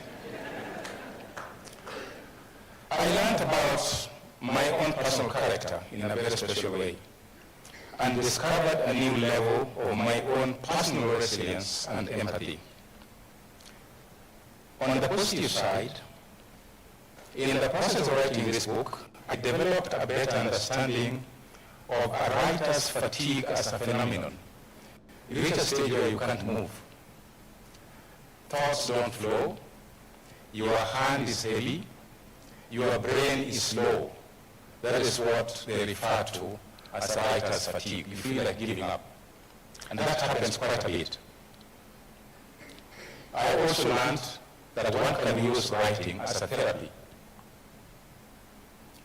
I discovered more about my circadian rhythm in terms of the purity of my thoughts. I discovered that my thinking is at its optimum between 3 o'clock in the morning and 5 o'clock. And that's the time when my energy level peaks up. What happened then? Purity of thought come at 3 o'clock, 4 o'clock, and 5 o'clock. And when you hold on to them, they have a tendency to disappear the moment you wake up. So I developed a practice of keeping a notepad next to the bed so that I would write notes as the purity of the thinking process came through and as ideas actually resurfaced, and I would therefore write them down. It didn't go well with the Mama McCarthy because I was actually serving her sleeping hours most of the time. While doing that, recently when I was looking at the archives, I discovered that I collected over 45 notepads with dates and when these thoughts came through and the way they were captured. While researching and writing the book, I also discovered new and unlikely sources of historical information. For instance, I did not know that Hekima University Library has such a rich depository of books that most of which are really out of print at the moment. I did not know, for example, that Hotel de Paris has got a gallery of chiefs across Africa in that hotel. It's a story that I've shared where I discovered a vintage photograph of our grandfather that was taken on the 3rd of June by Captain Brooks in 1913. I also discovered the unconnected family members and acquaintances in the process of this research. Unknown to many people, this was a challenge from the outset for me to sacrifice my privacy. People who know me know that I'm fiercely private. It was really a challenge for me to sacrifice that privacy and to get vulnerable and lay bare my life. What has not helped, and not many people know this, and I tell people that I'm an introvert, but they don't believe it. I'm an introvert, and introverts by their very nature survive best in solitude. But I had to open up. I've been pushed by my team to be in TikTok. I have been pushed by my team to be in LinkedIn. Facebook, we are still debating. And I don't know what else. So, in a way, really, this project is in itself an immensely life-changing milestone for me and to my family too. However, despite the strains on family and friendship during the process of writing, it has also further strengthened our family bonds. I see the younger generations, like my grandson, Christian Anam, getting more and more interested in understanding our family history, and more importantly, in trying to understand his own individual identity. I give that just as an example. The context of writing this book came out of a conversation that has been alluded to. This is a conversation I had with my friend from Zambia, Jacob Jones Zikazwe, who was at the time chairman of Barclays Bank Zambia, when I was chairing the Barclays Bank Kenya board. We used to talk a lot through emails and through phones and physically when we met. One conversation that stands out, and it's an email conversation, is when I told him that I was writing this family history, and in his way of encouraging me, he sent a note that on the face of it was encouraging me to continue the writing, but as I reflected on this conversation with him, I realized that this would actually form the very philosophical foundation on which this book would be based. This conversation has been alluded to, but for the sake of emphasis, allow me to repeat it, and I quote, "In life, we grapple with fundamental questions, yet often fail to seek answers. We wrestle with our identity and purpose.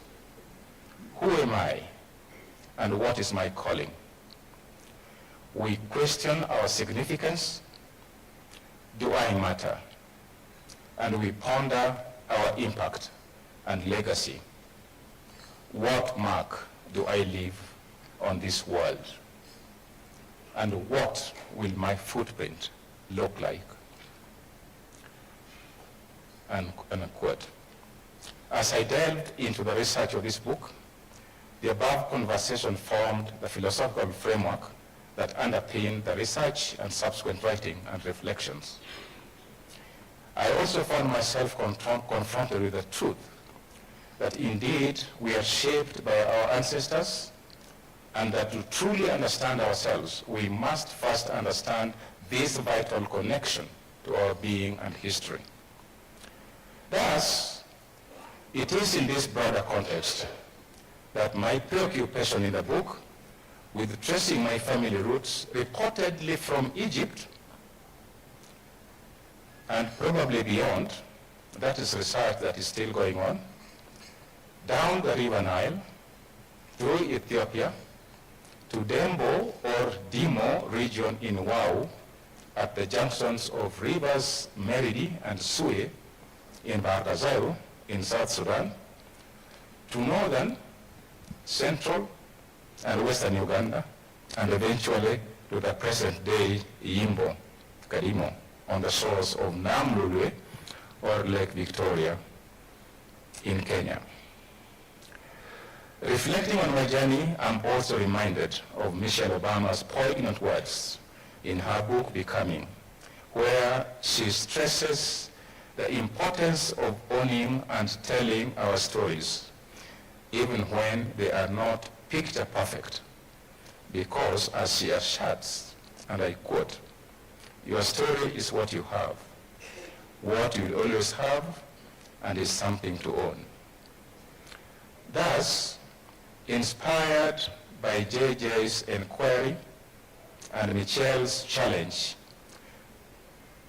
this autobiography endeavors to answer the rhetorical or philosophical questions that I've just shared with you and embrace Michelle's call for authenticity. I now move very quickly to themes. I'm focusing on 6-7 themes: identity, purpose, impact and significance, legacy, centrality of family as the axis of our existence, and professional interdisciplinarity and polymathy. Allow me to just spend 2-3 minutes to focus on identity. In my own family, we have in the last 10 years or so, witnessed firsthand what identity means. I have a niece, or we have a niece, born in Prague. One of my brothers went to Prague University in the early 60s, had a relationship with a Czech girl, and out of that relationship, a daughter was born. The daughter is then left. No, the father then leaves for West Germany and leaves the daughter with the mother. The daughter is different from everybody else. Is asking questions why, for example, her pigmentation is not the same as her compatriots. Poses challenging questions to the mother. The mother dodges the questions. The mother moves on, gets married to another family, and the environment is not very favorable. So the niece then goes back to her grandmother's place, who then brings her up. So the urge to know her identity grew stronger and stronger. She's armed just with two things. One is her birth certificate, and another one is a photograph of her father and her and the mother that she had pinched out of the family album.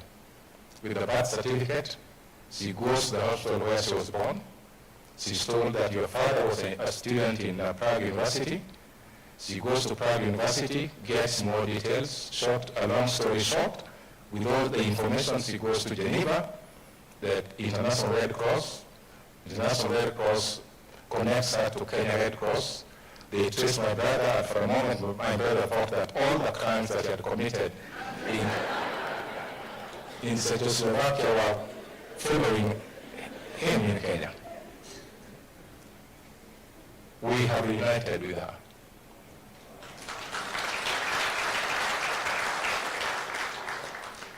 Closer home, we have nieces, another brother. As you read in the book, my dad was a resourceful guy, and he was also a brave guy. He had 18 wives. I grew up with 33 siblings, 17 brothers and 16 sisters, all right? So one of our mothers separated from my father.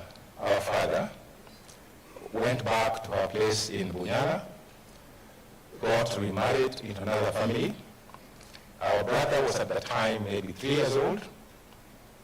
Long story short, our brother's name gets changed. We knew him as a warrior, and he grows up in the new environment in a different name. He gets married. The family is then blessed with kids. The father passes on, but then the kids are keen to know a little bit more about their roots. Through ancestry, DNA science, they discovered the connections between them, two nieces of mine, to our other niece. My brother Mrulo is here, and Mary is here, their daughter. Is the one that matched with these nieces of ours. Long story short, we have reconnected. Thanks to ancestry DNA science, that's the power of identity and the search for it. Purpose. We had a brother, Okomo Okello, whose story is yet to be told.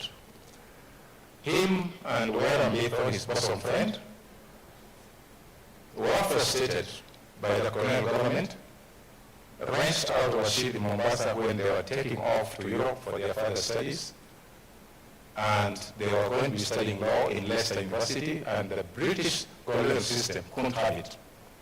So they wrenched them out of the ship in Mombasa, confiscated their passports, found their way to Cairo. Studies take a second place. Then they realize that the priority is dismantling this intimidating empire called the British colonial system.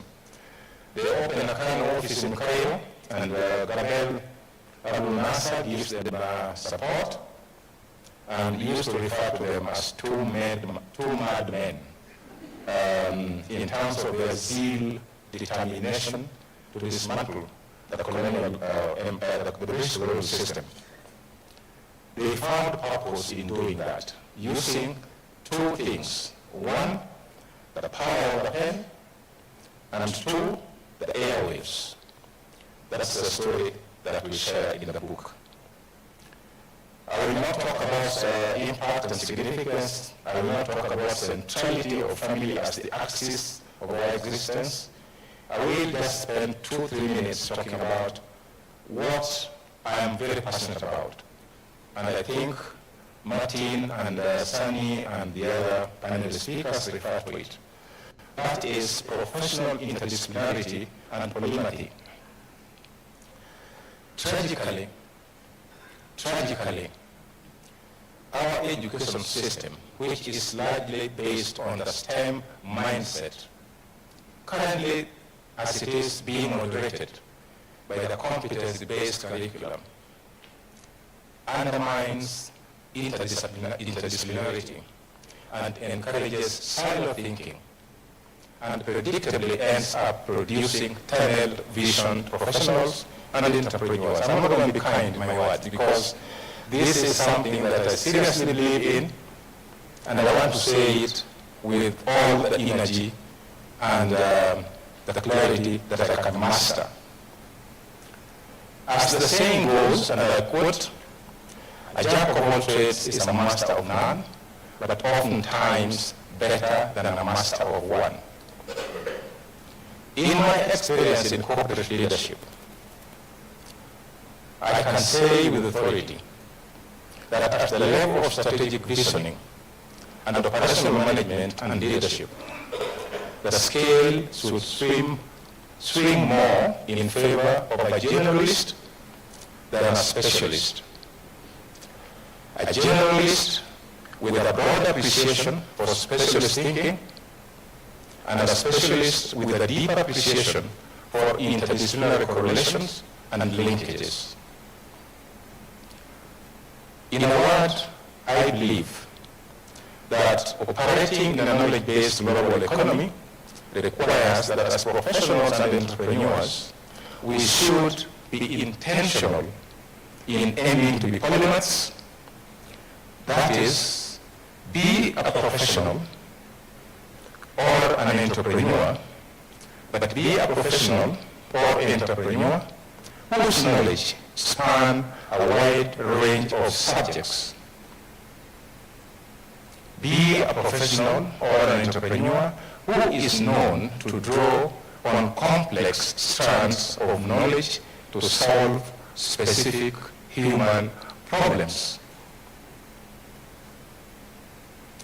After all, in real life, problems that we are called upon to solve as professionals and entrepreneurs don't arrive in silos, but in complex combinations requiring interdisciplinary application of various strands of knowledge for effective resolution. I tell many friends about my friend Dr. Wilfred Kiboro. Many people don't know that Wilfred, and I recognize your presence, Wilfred. Many people don't know that Dr. Wilfred is actually an engineer. That he's an engineer that veered off from engineering, went into marketing, HR, corporate leadership, and here we have a solid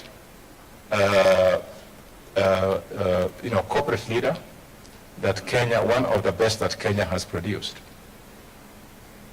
I tell people that John Gachuhi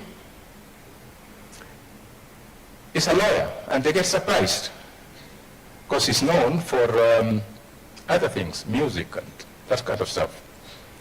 So polymathy is based on the theory or the concept that you have to appreciate the linkages and correlations that there are in between columns or departments of knowledge. And the challenge is to pull out strands from these pillars of knowledge and apply that knowledge in an interdisciplinary fashion to solve problems. That's what polymathy is all about.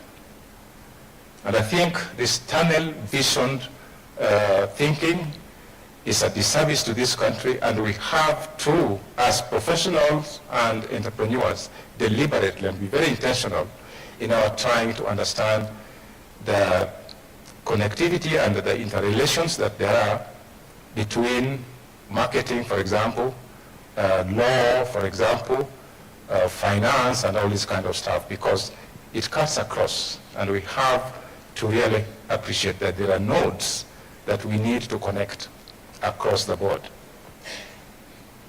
Okay. Challenges of leadership, I think I'll skip that.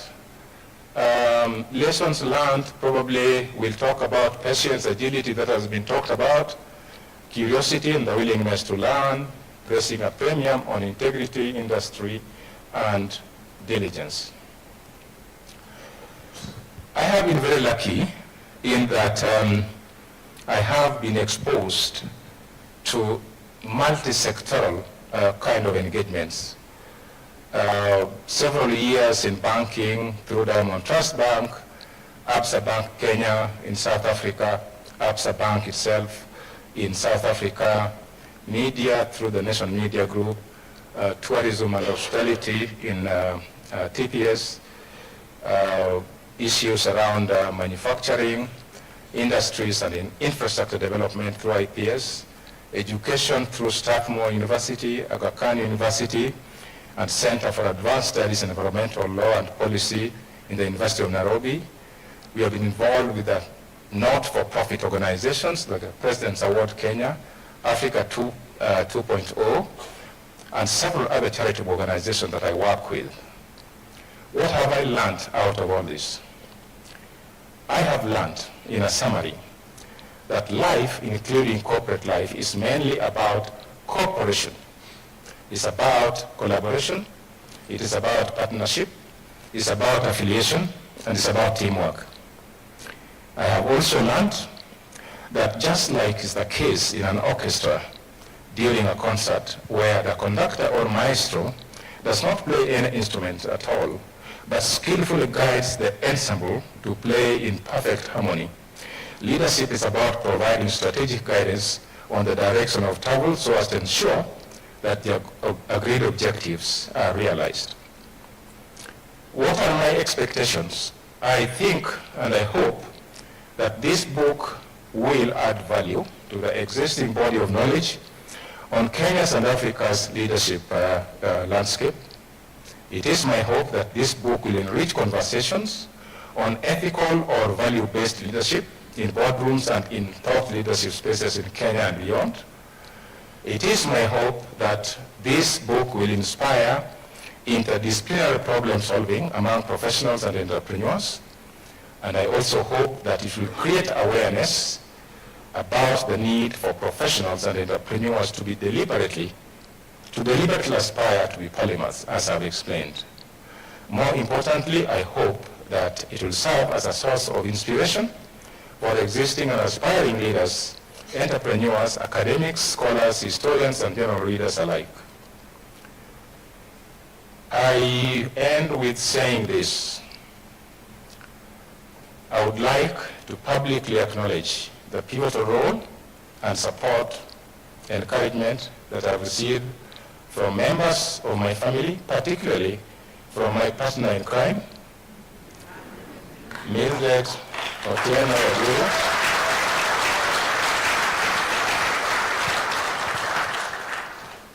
during the course of researching and writing the story. Mildred Apunda, as she's known in closer circles, is the prayer warrior who has been the rock of my life. She is indeed my North Star and the solid rock on which I stand.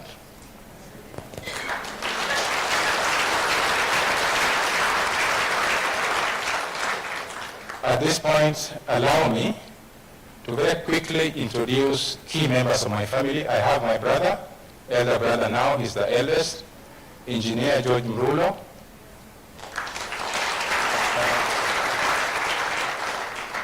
Thank you. His wife, Mary. Our other brother, Peter Mugudi. Our nephew, Ogwanjo.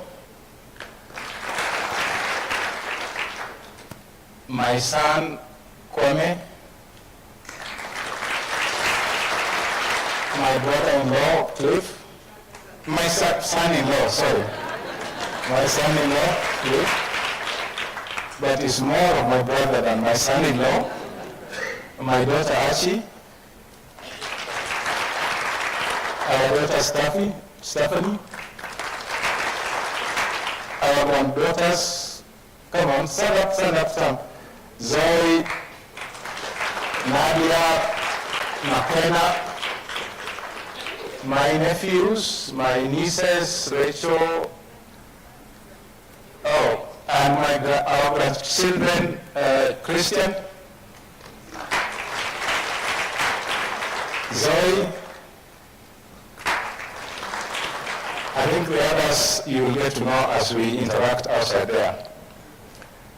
Let me also tell you that in the process of preparing this book, I had a team that was working with me. I had an editorial board led by Professor Tom Odhiambo.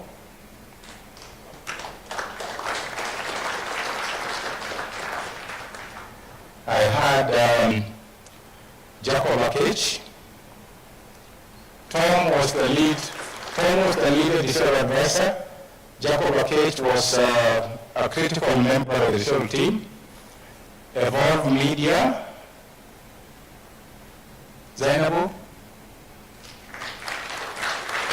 Evolve Media, under the able leadership of the indomitable Zainabu Shoko, was a critical member of the editorial team, but was also our lead graphic designer.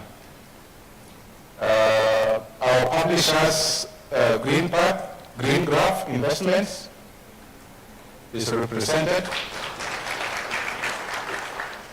Green Graph Investments, part of the Evolve Media, is Sam Waiteri, our proofreader and indexer.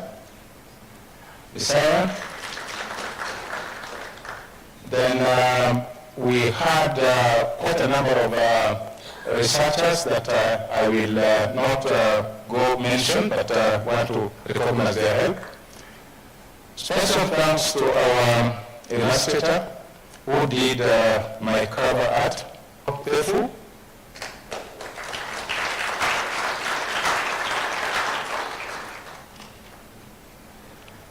As a community, this group, now going by the name Concert of Life, in other words, COOL, C-O-O-L, the members aspire to achieve excellence in whatever engagements they individually undertake, as they aim to set higher professional standards. I would also like to thank several mentees of mine under the informal mentoring and coaching program which I ran out of Nairobi and which has been referenced to by some of the panelists, for their constant nudging and encouragement that I should share my story by publishing this book. In the process, they became my accountability partners, and the moment your mentees start asking, how is our book project? Then you worry about whether you are letting them down by not going to complete the task, or whether you have to solve your own. I thank them very much. In recognition of that, following the launch of Concert of Life, or COOL, and the pivotal role which mentees have played as my accountability partners, I have decided to rebrand this program as the COOL program going forward.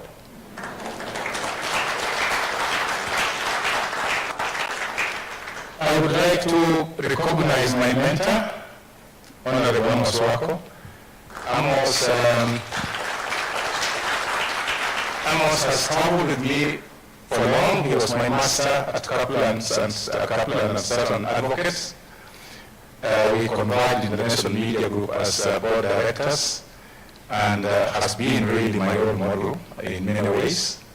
Thank you, Amos, for honoring us. Freddie was my classmate at Kenya School of Law, and we were pupils together at Kaplan and Sutton. I recognize a lot of colleagues from the judiciary,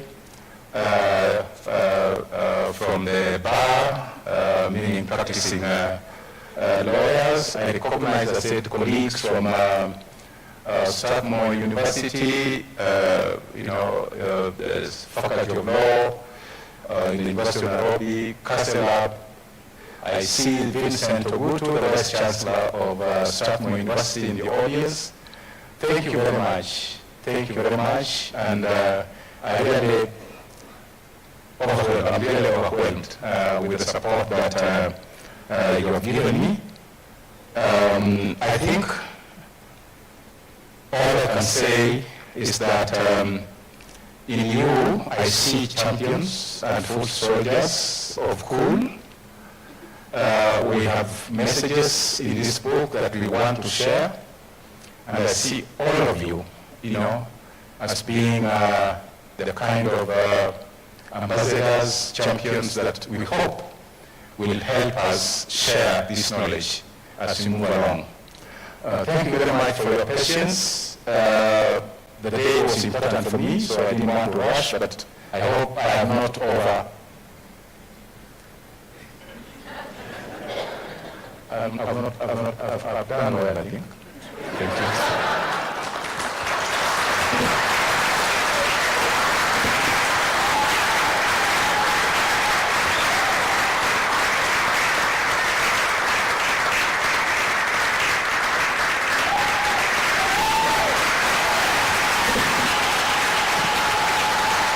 I believe we can give them a standing ovation.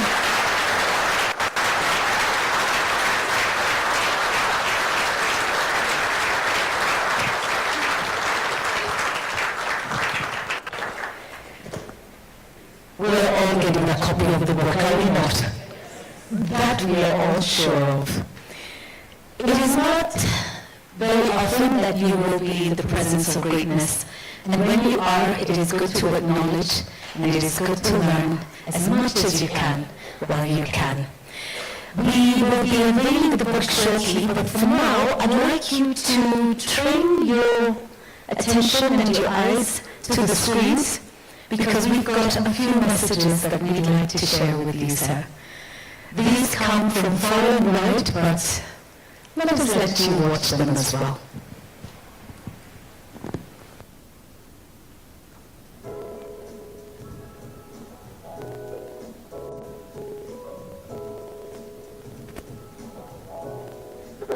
We must congratulate Francis for having written a wonderful autobiography. One is literally forced to look back at his history and his personal story.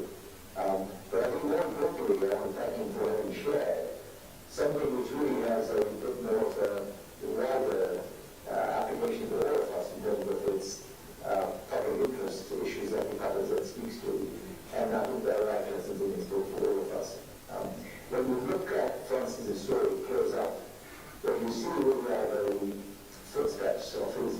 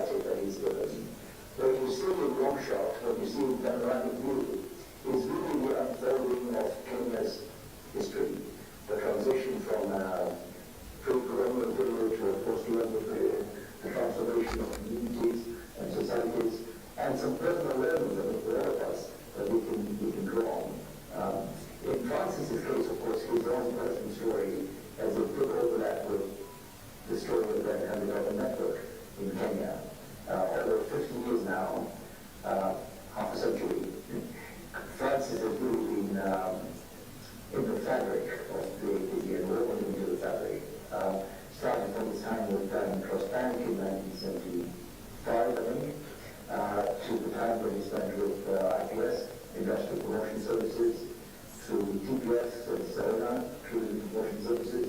He's also with Nation Media Group for a long time, and of course with the Carnegie University. And throughout all of that period, he has served really both as soldier and officer in times of peace, in times of war. And so really, when you look back at what Francis' time with the again, it's like a container of many colors, where you have different patterns of color, but he has been the constant thread that runs throughout the entire fabric of the Alejandro Weapon Network. And of course, that longevity of service, 50 years, is not an accident. Francis always struck me as somebody who was a man of his time, somebody who looked back to the past and reflected and anticipated the future with great wisdom. And so the book, I think, as I was reading it, kind of gave you some color into the influences that have shaped the man, whether it's the cultural background, the legacy of the Jokalino clan where he comes from, or whether it was the disciplinarian upbringing of his father, or whether it was the exposure that he got in the business world through his uncle, Okomo Okello, or the mentorship and the role model that was his brother, William Okello. I think all of these factors have helped to shape the man we see today. They're all playing an important part in his story. And what a remarkable story it is. We at the Alejandro Weapon Network are particularly pleased to have been a part of that story, and so beautifully told. Must read. Greetings, Francis, and honored guests. It's a pleasure to add my voice to this special occasion. Congratulations, Francis, on this book, which is rich in context and history of your amazing journey of life, a life of making a positive difference wherever you tread. I met Francis well into his bordering chapter when he was chairman of Barclays Kenya and I was chair of Barclays Africa Group. I remember clearly arriving at my first Africa Chairman's Conference and being met, and it was only 1 month into my role as chair, and being met by Francis and J.J. Sikazwa, who was their chairman of Barclays Zambia. They gave me chapter and verse, very firmly and very respectfully, regarding their fellow chairs' concerns regarding the creative tension that Francis refers to at PLC, Barclays PLC, and the conferences, these ones, that yielded little. That straight talking was invaluable. It was a difficult message, but it gave me a very clear guidance on what I needed to fix and what I needed to fix very fast. When we were together on the Barclays Africa Group board and subsequently the Absent Group board, we had to navigate some very challenging situations. Many are referred to in the book. Not least of all, both negotiating the Barclays divorce settlement of £765 million eventually, which started off as zero, and then, more importantly, implementing the separation that entailed, which included brand, process reengineering, systems changes, etc. All of these challenges needed and had the benefit of Francis' attributes as referred to at his farewell speech for Barclays Kenya. These were attention to detail, calmness, overriding sense of fairness, practical approach, and humility. Francis, you conclude your book with your chapters, challenges and lessons, some thoughts and reflections. These are jewels of wisdom for aspirant and current leaders. Congratulations. Your personal story will serve as an inspiration to many at this time in the world when we need such a positive role model, anchoring family values, ethics, fairness, and humility. I'm blessed to have been a colleague of yours, Francis, and I'm now blessed that you are my friend. Good evening. My name is Amino. In the last time working in Kenya, I was many years the director of communications, organization, and the factory of working now. Tonight, I'm joining you from Princeton, New Jersey, as Islamic and also for a great new book, Once in a Life. And something like Norway. Francis was a young man in the 1970s with a distinguished graduate son at Princeton School of Public and International Affairs. So I have a little message to read about the book and what it is. The book marks another milestone in the multiple talents of the people of Francis Okello. But this time, it's as a corporate filmmaker who has produced a literary masterpiece since the age of 75. Francis has had an illustrious career at the cutting edge of spiritual, economic, and social relations in Africa.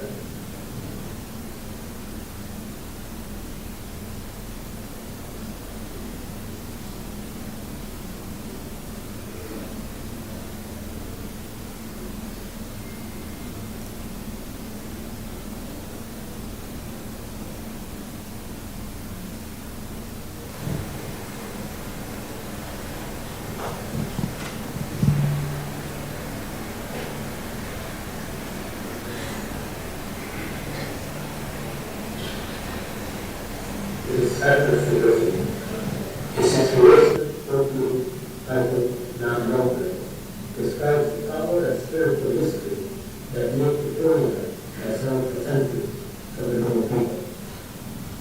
The book shows the role that this ancestral heritage has played in the creation and succession of the modern civilization and Francis grew up as a 30th of his people and 18 wives of Chief Okomo Okello. Chief Okomo was one of the most prominent people of the lineage that goes back centuries. Francis traces that history to its contemporary manifestation.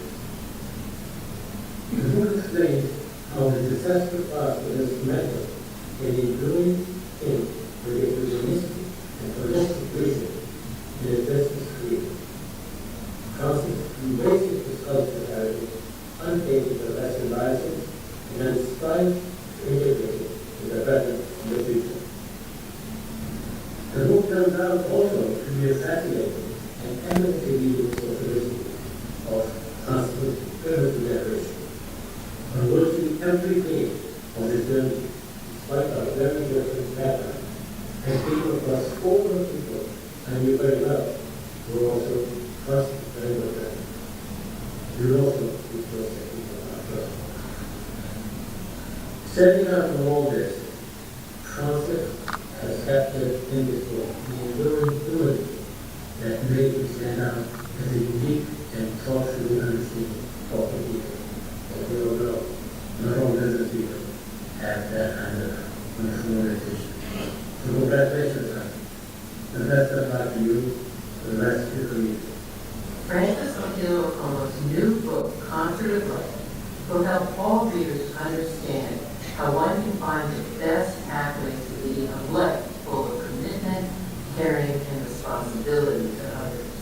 His book presents how a young boy who lost his parents maintained a steady path thanks to an extended family, who went through an educational system in Kenya and Tanzania that brought him into direct engagement with many peers as Africa emerged from colonialism.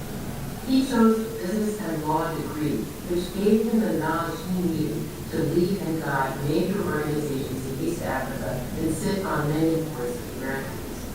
I met him at Harvard during the Harvard Business School sessions on emerging economies in 2014, and we both found a mutual interest in the mechanics of sustainable development and how to foster that through tourism.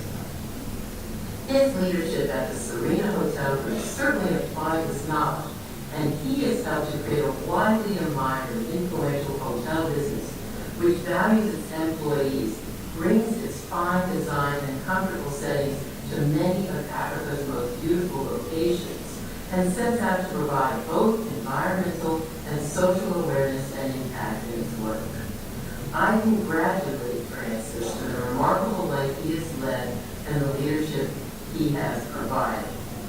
Hello, Francis. Congratulations on the launch of the concert. Like, what a gift this is to your family, to us as Kenyans, and to anyone fortunate enough to read this wonderful book. A lot of your book is very literally saw myself in this story, and it resonated so many things. I'll put it on three. And the first is that negotiation. The world we live in is one of busyness, and there's plenty to go around if we just know how to fight for what is right. And he spearheaded negotiation for my father, Okomo Okello, once he was exiled from Kenya, so from the prisoner, stating the prisoner, stands out for me. It was the right thing and paid forward dividends many times over, albeit it was harder. So fortunate to follow him there, bring it full circle when I was a senior department in school. So right, to be featured in the series on business, high sense, and emerging markets. Second thing that stand out to me is really want to interdisciplinary play and joy, right? The book talks a lot about your humor, your sense of humor, how you find finance and everything, and how you're able to handle such complexity in such a disciplinary fashion. We only talk about writing house goes faster in the same breath as I intend that with the president of the country, in this case, Mr. Trump. It's a challenge to us all. The final thing is just that intergenerational learning and gathering and passing to college. It starts to build with your ancestry and really ends with a call to action, stretch to grow. And I think about many examples in our life. It was Africa 2.0. It was a book club with Kwame. It was the retirement party from breakfast, some sharing the board there, where you invite us up and the babes. All these people together to see that our past is linked to our futures and to our present. Thank you so much for this book, and congratulations once more. The surprise! Hi, Dad! It's me, Viv. You're very sweet. Just wanted to give you a happy surprise today. Dad, we should be there with you physically. Myself, Rika, Brandon, Kathy, Riley, but we weren't able to be with you this time. I just want to take a moment and congratulate you on this big occasion. I know you've been running your autobiography for many years. I know it's been a labor of love with you. And you've been praying for this day to come, and by God's grace, the day is finally here. And for that, we give God praise and we give Him thanks. So Dad, thank you. Thank you for documenting your life journey, not just for us as children and grandchildren and family as a whole, but even for the generations to come. Thank you for allowing us to see our history through eyes we wouldn't have seen before. We're hearing stories that we wouldn't have heard otherwise. And for that, we are so grateful. So wish we were there with you and Mom, and Cliff, and Joy, and McKenna, and Keith, Christian, and Josephine, but they're representing us. So we send you all our love, Dad. We are so proud of you. For everyone who's walked with my dear Dad through this journey, thank you. For everyone who showed up today to celebrate with him and honor him the way that you have, we thank you. We appreciate you. Dad, we are so proud of you. You're a great dad. You continue to be a great dad, and we love you so much. So we just want to take this opportunity and say, congratulations, Dad. Big up. Woo, woo, woo. Thank you for keeping the Okello flag flying, and for everyone who just came today to celebrate. Dad, we thank you. God bless you all. Love you, Dad, and I hope that Christian and Josephine have delivered all our love, hugs, and kisses. God bless you all. Bye. Hi, God. Hi, everyone. Hi. I don't say hi, right? Can you say that? Hi. We are sure you're all having a wonderful time in the room celebrating the milestone that is in this book. That we're immensely proud of you. You have put so much effort into getting this out there.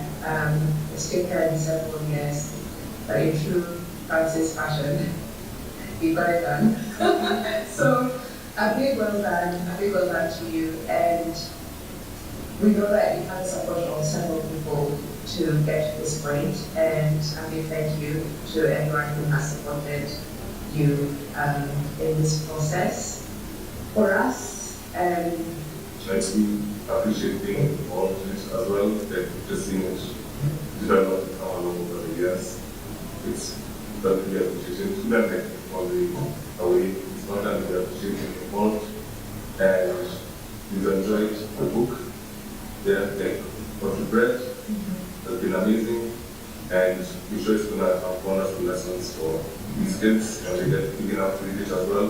They get to share our little experiences as well, and share in the pride of the grandparents. Yeah. And I think it's one of those books that will keep giving, not just to us as your family, but to other people, other professionals who are just navigating life, the challenges, the different spaces that we're all in. So there has been much fun just from your experiences. So thank you for taking on that challenge to just really share where you come from and what you've accomplished and what you hope to pass on in your lessons actually learned. Yeah. Really appreciate that. It's a wonderful gift for all of us. We hope you have a fantastic launch. We hope everybody got a copy of the book. We look forward to getting our signed copy on our shelf and fresh items. And are you looking forward to reading it, Andre? Yeah. Yeah. Yeah. So what do you say? Congratulations! Congratulations! Congratulations and have fun. Yeah. Bye. Yeah. It's been what feels like decades in the making, and I'm glad that we're going to share it with you. Just want to take a minute to thank you for always being there to actually just front row the messy that gotta have fame jokes, but the father that's always dependable, the father that's always there, the father that has always been available to guide through positions, through drafting resumes, through preparing interviews, through walking through like challenges and difficulties, and for that I am eternally grateful. We're glad that now we have documented history, not just of the family, but of your life and career. And I hope that maybe this will give folks a glimpse of how hard you work. Sometimes it's not easy to see what happens behind the scenes, the late nights, the long weekends, and the amount of effort you put into everything you do. And the fact that you always aiming and striving for excellence. I'm glad that my little people get to see this, and my little people also get the book that they can read for themselves when I ask this family history questions that I have no answers to. That through your story, our story, we will continue to be educated and hopefully also make more memories later. Thanks. Hi, Francis. Hi, Francis. I don't know if you remember me, your daughter Mishka and Roman. Hi. And Sarah. So we heard that you have your big thing this week, and so we can't be here. We can't be there. So we're wishing you all the best from Bratislava, Slovakia, where you have your close and extended family, and we really wish we could be there for you, support you in this wonderful milestone, and we can't wait to dive into the book and read all your amazing stories that you've, I'm sure, put together throughout your wonderful life. I hope, we all hope you have all your loved ones around you, and this will be the night of joy and celebration and togetherness. And we can't say enough how much we love you and wish we could be there for you right now. So hopefully soon we'll be bringing these two to Kenya and to be their whole family. So I guess you would like to say something to you as well, right? Yes, congratulations! Congratulations! Bye-bye! Hi, David. Congratulations on the launch of your book. This book has been many years in the making. I'm so glad to see it come to fruition. I know that you are too. Dad, thank you for this treasure that you've created to share with your family and the world. I'm sure that everyone who reads your book will be inspired by your life lessons, your hard work, and your dedication. Again, congratulations. Enjoy this moment. You've earned it. Job well done.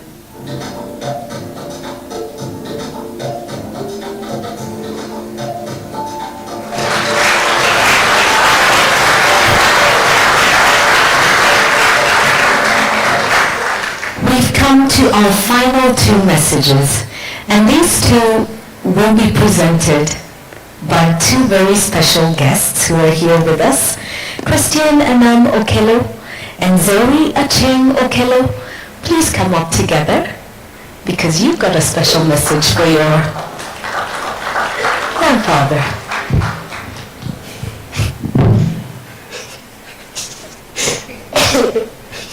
My name is Christian Okello. And my name is Zoe Okello. And we are glad to be here to celebrate the launch of my grandpa's book, and definitely happy to be away from school and in Nairobi to spend time with family members. Today we also have the honor of representing our generation of many cousins that we consider brothers and sisters. We would like to share some thoughts on lessons we have learned through stories and experiences that we have had with Grandpa and Grandma over the years. Grandpa has been working on this book for as long as we have all been alive. After many conversations about the book, the family and education around the family tree, we are glad that he never gave up on this dream of telling and sharing his story. He has taken his time to ensure that we have a story to read and share with others. During our many visits to Kenya, I have talked with Grandpa and have learned about our family, which I can tell others. Through this book, the story of our family doesn't only have to be transmitted orally. I believe that this story will help me throughout my life and inspire others to aim high and also document their family stories or their lives. We also hope that Grandpa knows that we expect that he will continue to tell stories and just not to read to us like our parents tell us to.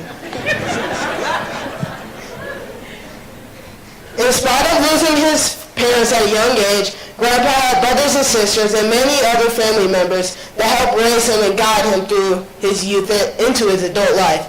Without them, his path would have been very difficult. This foundation reminds us that we have to be our brothers and sisters' keepers, especially when faced with life's difficulties.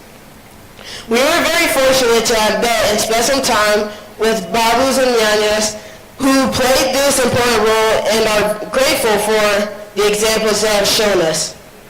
In closing, we would like to thank our grandparents for always having been there for us, spending time with us and telling us stories about our family. We were fortunate to have spent our earliest moments on earth with Grandma Mildred taking care of us in Tennessee. Our trips to Kenya are always filled with great memories, whether it is driving around Nairobi, building sandcastles in Mombasa, walking around the village in Limbo, or just enjoying Grandma's famous chapatis. These memories are priceless, and we are glad to be able to make them with our grandparents, whom we love so dearly. Thank you for joining us to celebrate the launch of our grandpa's book. It is our hope that these stories will inspire all of us and generations to come.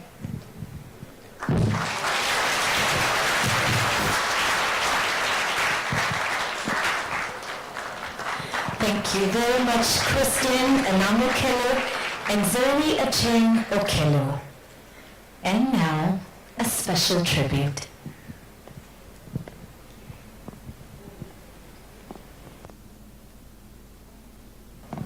By Jude and Angie Kashini. Greetings, family.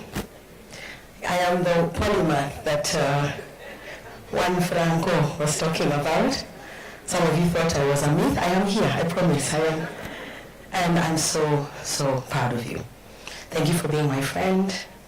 Thank you for the lessons. I also served on one of these boards, and I don't think I was as gracious as you have been. So thank you for documenting what you have experienced. You remind me a lot of my late father. Your gentleness and your wisdom we will carry for a long, long time. So thank you for having me, and congratulations. My friends and I are going to do a song, and if you know it, please sing along, but in your in your heart, okay? Please don't miss this performance. This is the concert of life. My sister is here for support, so she was named, but she's here to make sure I sing in the right key. We ready?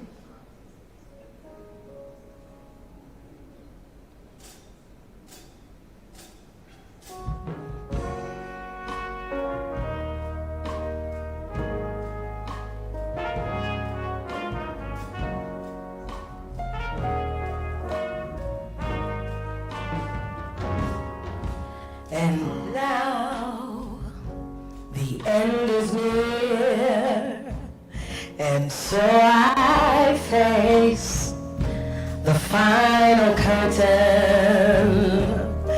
My friend, I'll say it clear, I'll state my case, of which I'm certain.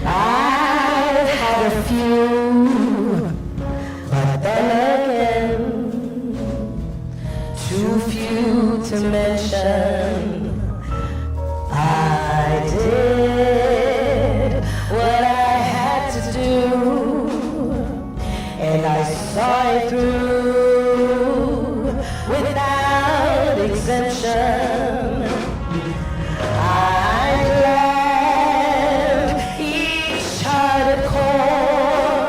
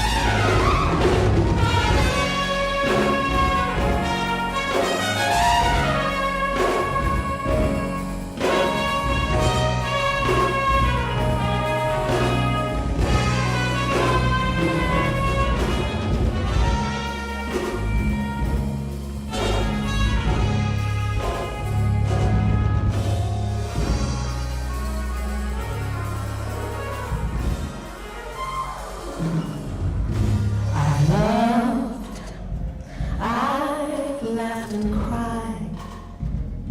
I've had my fill, my share of losing. And now, as tears subside, I find it all so amusing to think I did all that, and I say not in a shy way, but no, oh no, not him. He did his way. For what is a man? What has he got? If not himself, then he has not to say the things he truly feels, and I know someone who is. The record shows I took the blows and did it my way.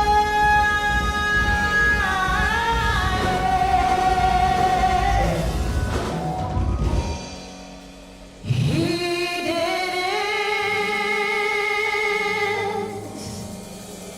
Franco did it.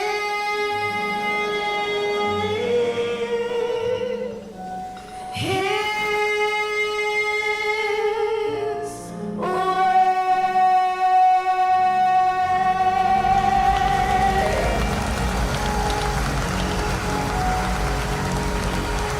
Thank you.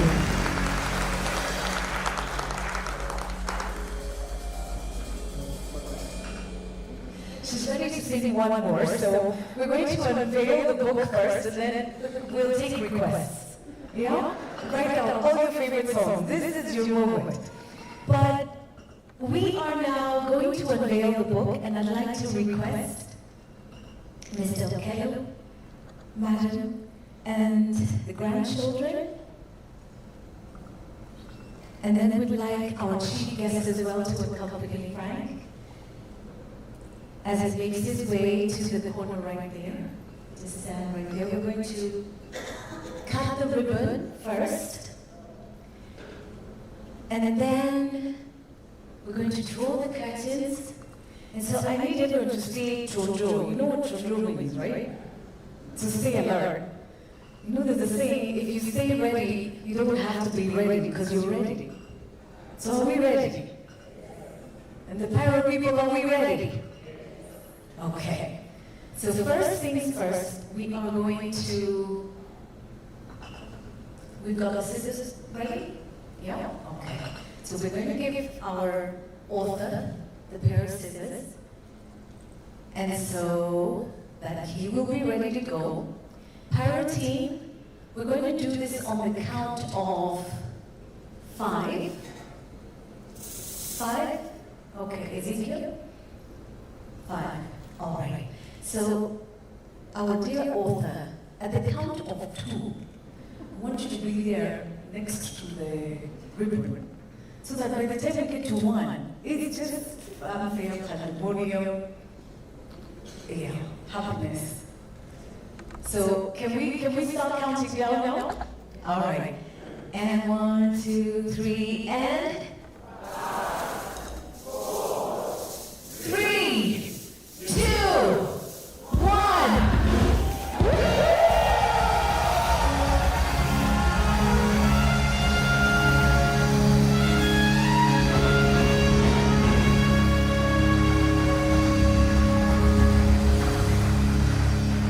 There you have it, Nairobi.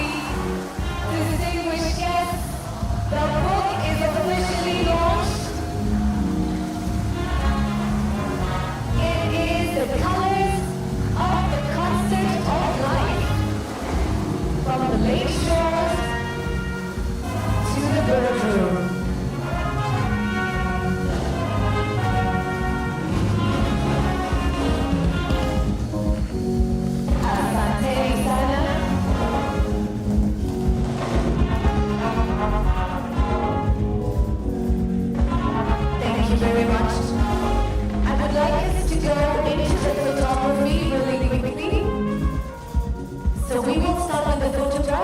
of the team that are already there by the book. Let's start with those photographs. I think you can make your way a little closer.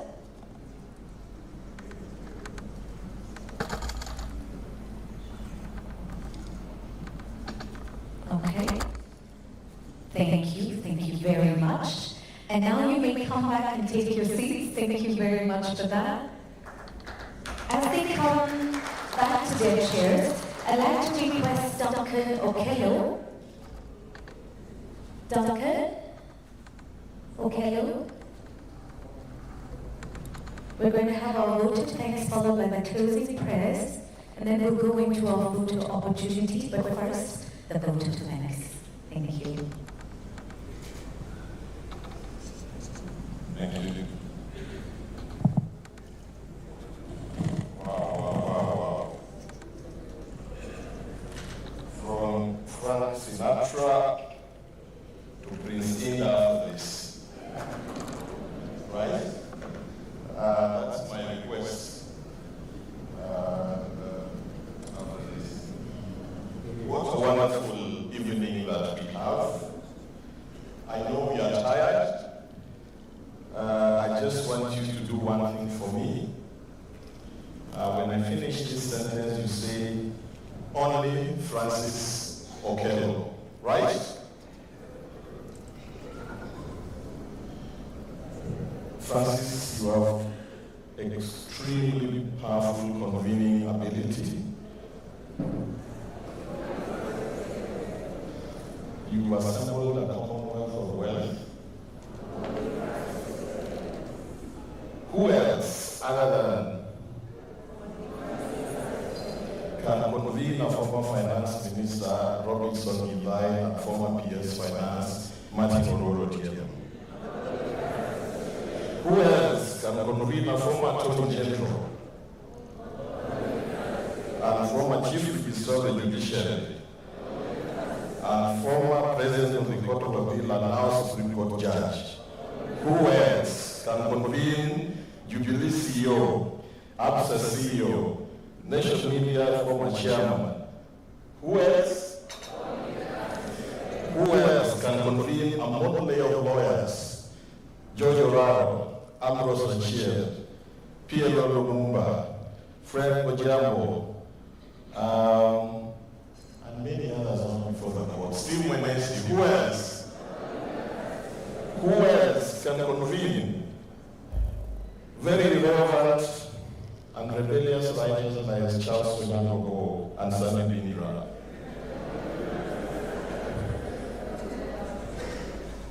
Ladies and gentlemen, that is the stature, the pedigree of the gentleman whose party we are here today for. And I've been given a very difficult task to say a word of thanks in this polite society that you convened here today. This is one of the most boring, but also one of the most dangerous part of the program. Boring because it is routine and comes after all the important things that have been said, but dangerous because if you fail or forget to mention anyone worth your mention, it shall be remembered for generations. A grievance and a burden are not ready to carry on behalf of the Francis family. Our shared surnames notwithstanding. So in advance mitigation, I apologize if I don't mention you. There is no design, there is no premeditation, and certainly no menswear. Thank you, lawyers. I have to throw in that at the team. Right? On my part, diminish, disregard, or ignore your contribution. On behalf of our chief guest, the dramatist personnel, Francis Okomo Okello, the family, and the organizing committee, I want to thank each one of you for honoring our invitation to attend this launch. Without you, we would have had a book, but not a concert. Irrespective of the fact that the title of the book is Concert of Life. You have literally enacted this concert. Your sacrifice in terms of time and presence here have made this event possible, and we don't take it for granted. The toil of solitude, and Francis did mention this, the toil of solitude that Francis has endured as he wrote this book, a very difficult and painful retrial of his otherwise successful career and life, is touched and smoothed by the solidarity of your presence and attendance in this event. Writing a memoir is a loveless act of self-flagellation, a courageous act of self-invited self-trial, and where one is the investigator, the prosecutor, and the judge at the same time. In the course of researching this book, Francis had to make decisions of whether to include this research material or not, but at the end of it, retain the credibility of the product. We peer through his life, from Genesis to Revelations, told with remarkable honesty, authenticity, and authority. We learn, we laugh, we cry. Francis edifies cosmopolitan citizenship, well enunciated by Professor Kwame Anthony Appiah, who shares a name with your son. The very idea that individuals can and should be citizens of the world by embracing both a universal sense of moral obligation to all human beings and a respect for the cultural differences that give human lives meaning. Francis exhibits rooted cosmopolitanism, and I'm quoting the professor, rooted cosmopolitanism, demonstrating that local loyalties do not have to be abandoned to embrace a global identity. The poignancy and depth with which he tells the story of his family roots mirrors his account on the glitter of the global corporate scene. What an admirable struggle. He is both, in manner of speaking, both temporal and transcendental. As we celebrate Francis' ascension to the acme of corporate success, we must never underestimate the inhibiting power of physical geographies of marginality, particularly when layered with identity prejudices. When identity becomes a non-tariff barrier to opportunity, and I'm using non-tariff barrier because I'm talking to businessmen. So when identity becomes a non-tariff barrier to opportunity and success, we be many stars and deny country and humanity the best in our abilities. There are those, I believe, who may have seen you as an imposter in spaces they consciously or otherwise, or actively defined and define, if I may add, as only belonging to them. When you are an object of prejudice, race, tribe, age, creed, gender, excellence, humility, and a little dose of guile is your ticket to the top. Let me thank our chief guest tonight, Justice Philip Waki, for giving us such an inspiring keynote address. Judge, for the moment there, I thought you were reading a judgment. Very well researched, full citations, and so on and so forth. For those who do not know, this is success. Just like Francis, Philip is also a son of a chief. This is a meeting of chiefs, it appears. Dynasty convened, but modern dynasty of chiefs. The man from Wamonyu. Many of you celebrate the technological transformation in judiciary today. I will let you know that the grandfather of that technological transformation is our chief justice. As far back as 2004, as chairman of the Judiciary ICT Committee, Justice Waki had already set up a virtual court of appeal. And Justice William Oko, who was the registrar at that time, we confirmed the same. There's something about Yimbo and 5 minutes. Maybe it's the fish, right? So I want to celebrate you, Judge, for the work that you have done for this country. But as a common practice in this country, we rarely acknowledge other people's contributions. And in the words of Oxy Pressure, you know who that is? It's not Frank Sinatra. In the words of Oxy Pressure, Kanyaga Mtu Pite, that is the life we lead as a country. We rarely recognize excellence. Which is why what Francis has done, penning his history, his record, and his contribution is so important. We all need to do this so that our contributions are recorded for posterity and for inspiration. Let me also thank the editorial team that worked tirelessly to conclude this project. Towards the end of the project, the editorial team dovetailed perfectly with the cool working group comprising Shiro Lande. Where's Shiro? Okay, I know she's busy doing many things. Ezekiel Olande and Jacqueline Njoroge as event managers, providing oversight on the execution of this launch. The other key creatives that have made this day possible, let's put our hands together for our MC, Sheila Wanyiga. One and only, I'm trying to find her. Oh, she's here. All right.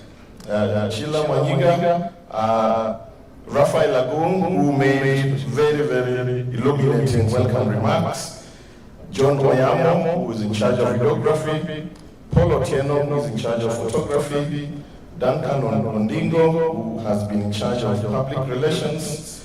McKinley and Friends for the excellent music.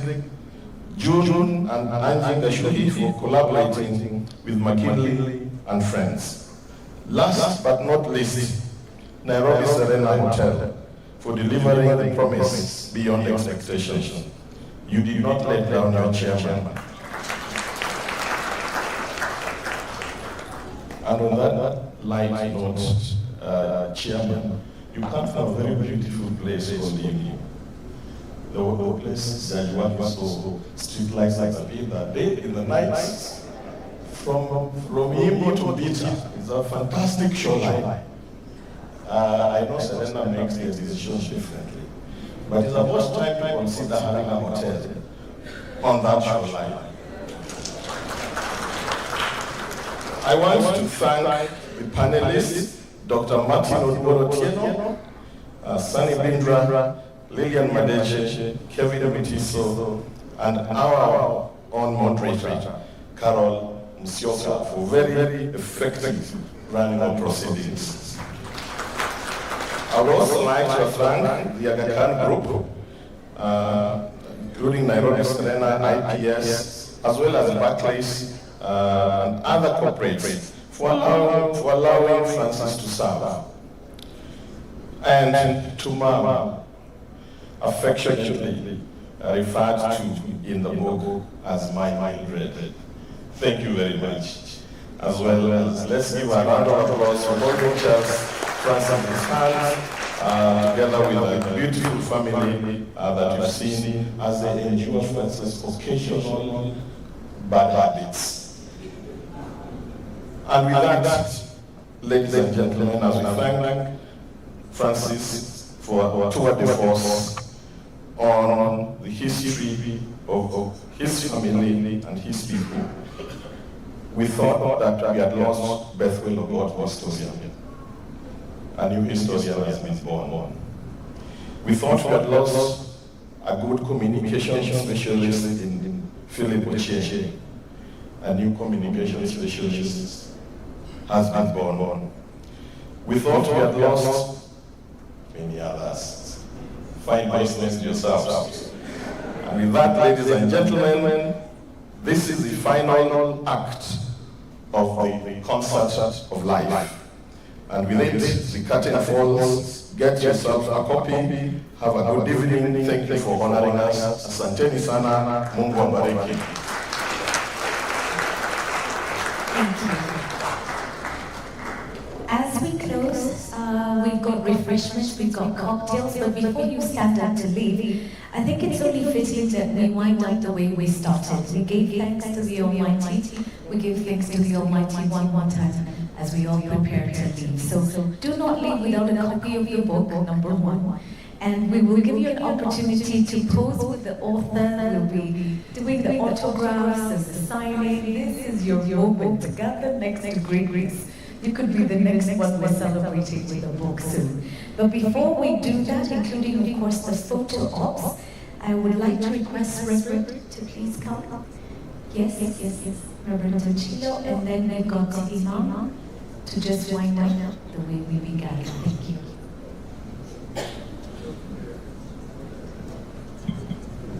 It's going to be a dissertation and a short prayer. Let us stand.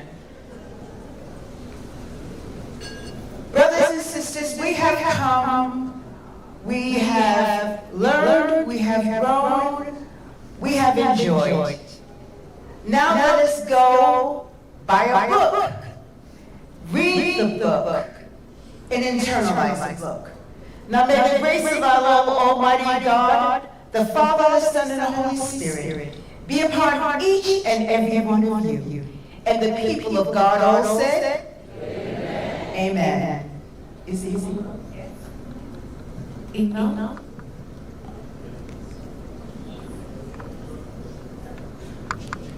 السلام عليكم ورحمة الله وبركاته. الحمد لله والصلاة والسلام على رسول الله. اللهم صل على محمد وعلى آل محمد كما صليت على إبراهيم وعلى آل إبراهيم إنك حميد مجيد. وبارك على محمد وعلى آل محمد كما باركت على إبراهيم وعلى آل إبراهيم إنك حميد مجيد. ربنا إننا ظلمنا أنفسنا وإن لم تغفر لنا وترحمنا لنكونن من الخاسرين. اللهم اغفر للمؤمنين والمؤمنات والمسلمين والمسلمات الأحياء منهم والأموات برحمتك يا أرحم الراحمين. سبحانك اللهم وبحمدك نشهد أن لا إله إلا أنت نستغفرك ونتوب إليك. سبحان ربك رب العزة عما يصفون وسلام على المرسلين والحمد لله رب العالمين. Thank you very, very much. And with that, I would now like to request the family of Mr. Okello, the panelists as well, and our facilitator. You know, we don't have a photograph. We'd like to do your photos now. So a picture of you and the panelists. And then goodwill guests. We have seen so many wonderful guests present. If you would like a photograph with Francis, please pick up a copy of your book, and then we will have the photograph sessions while he's signing the book. Thank you.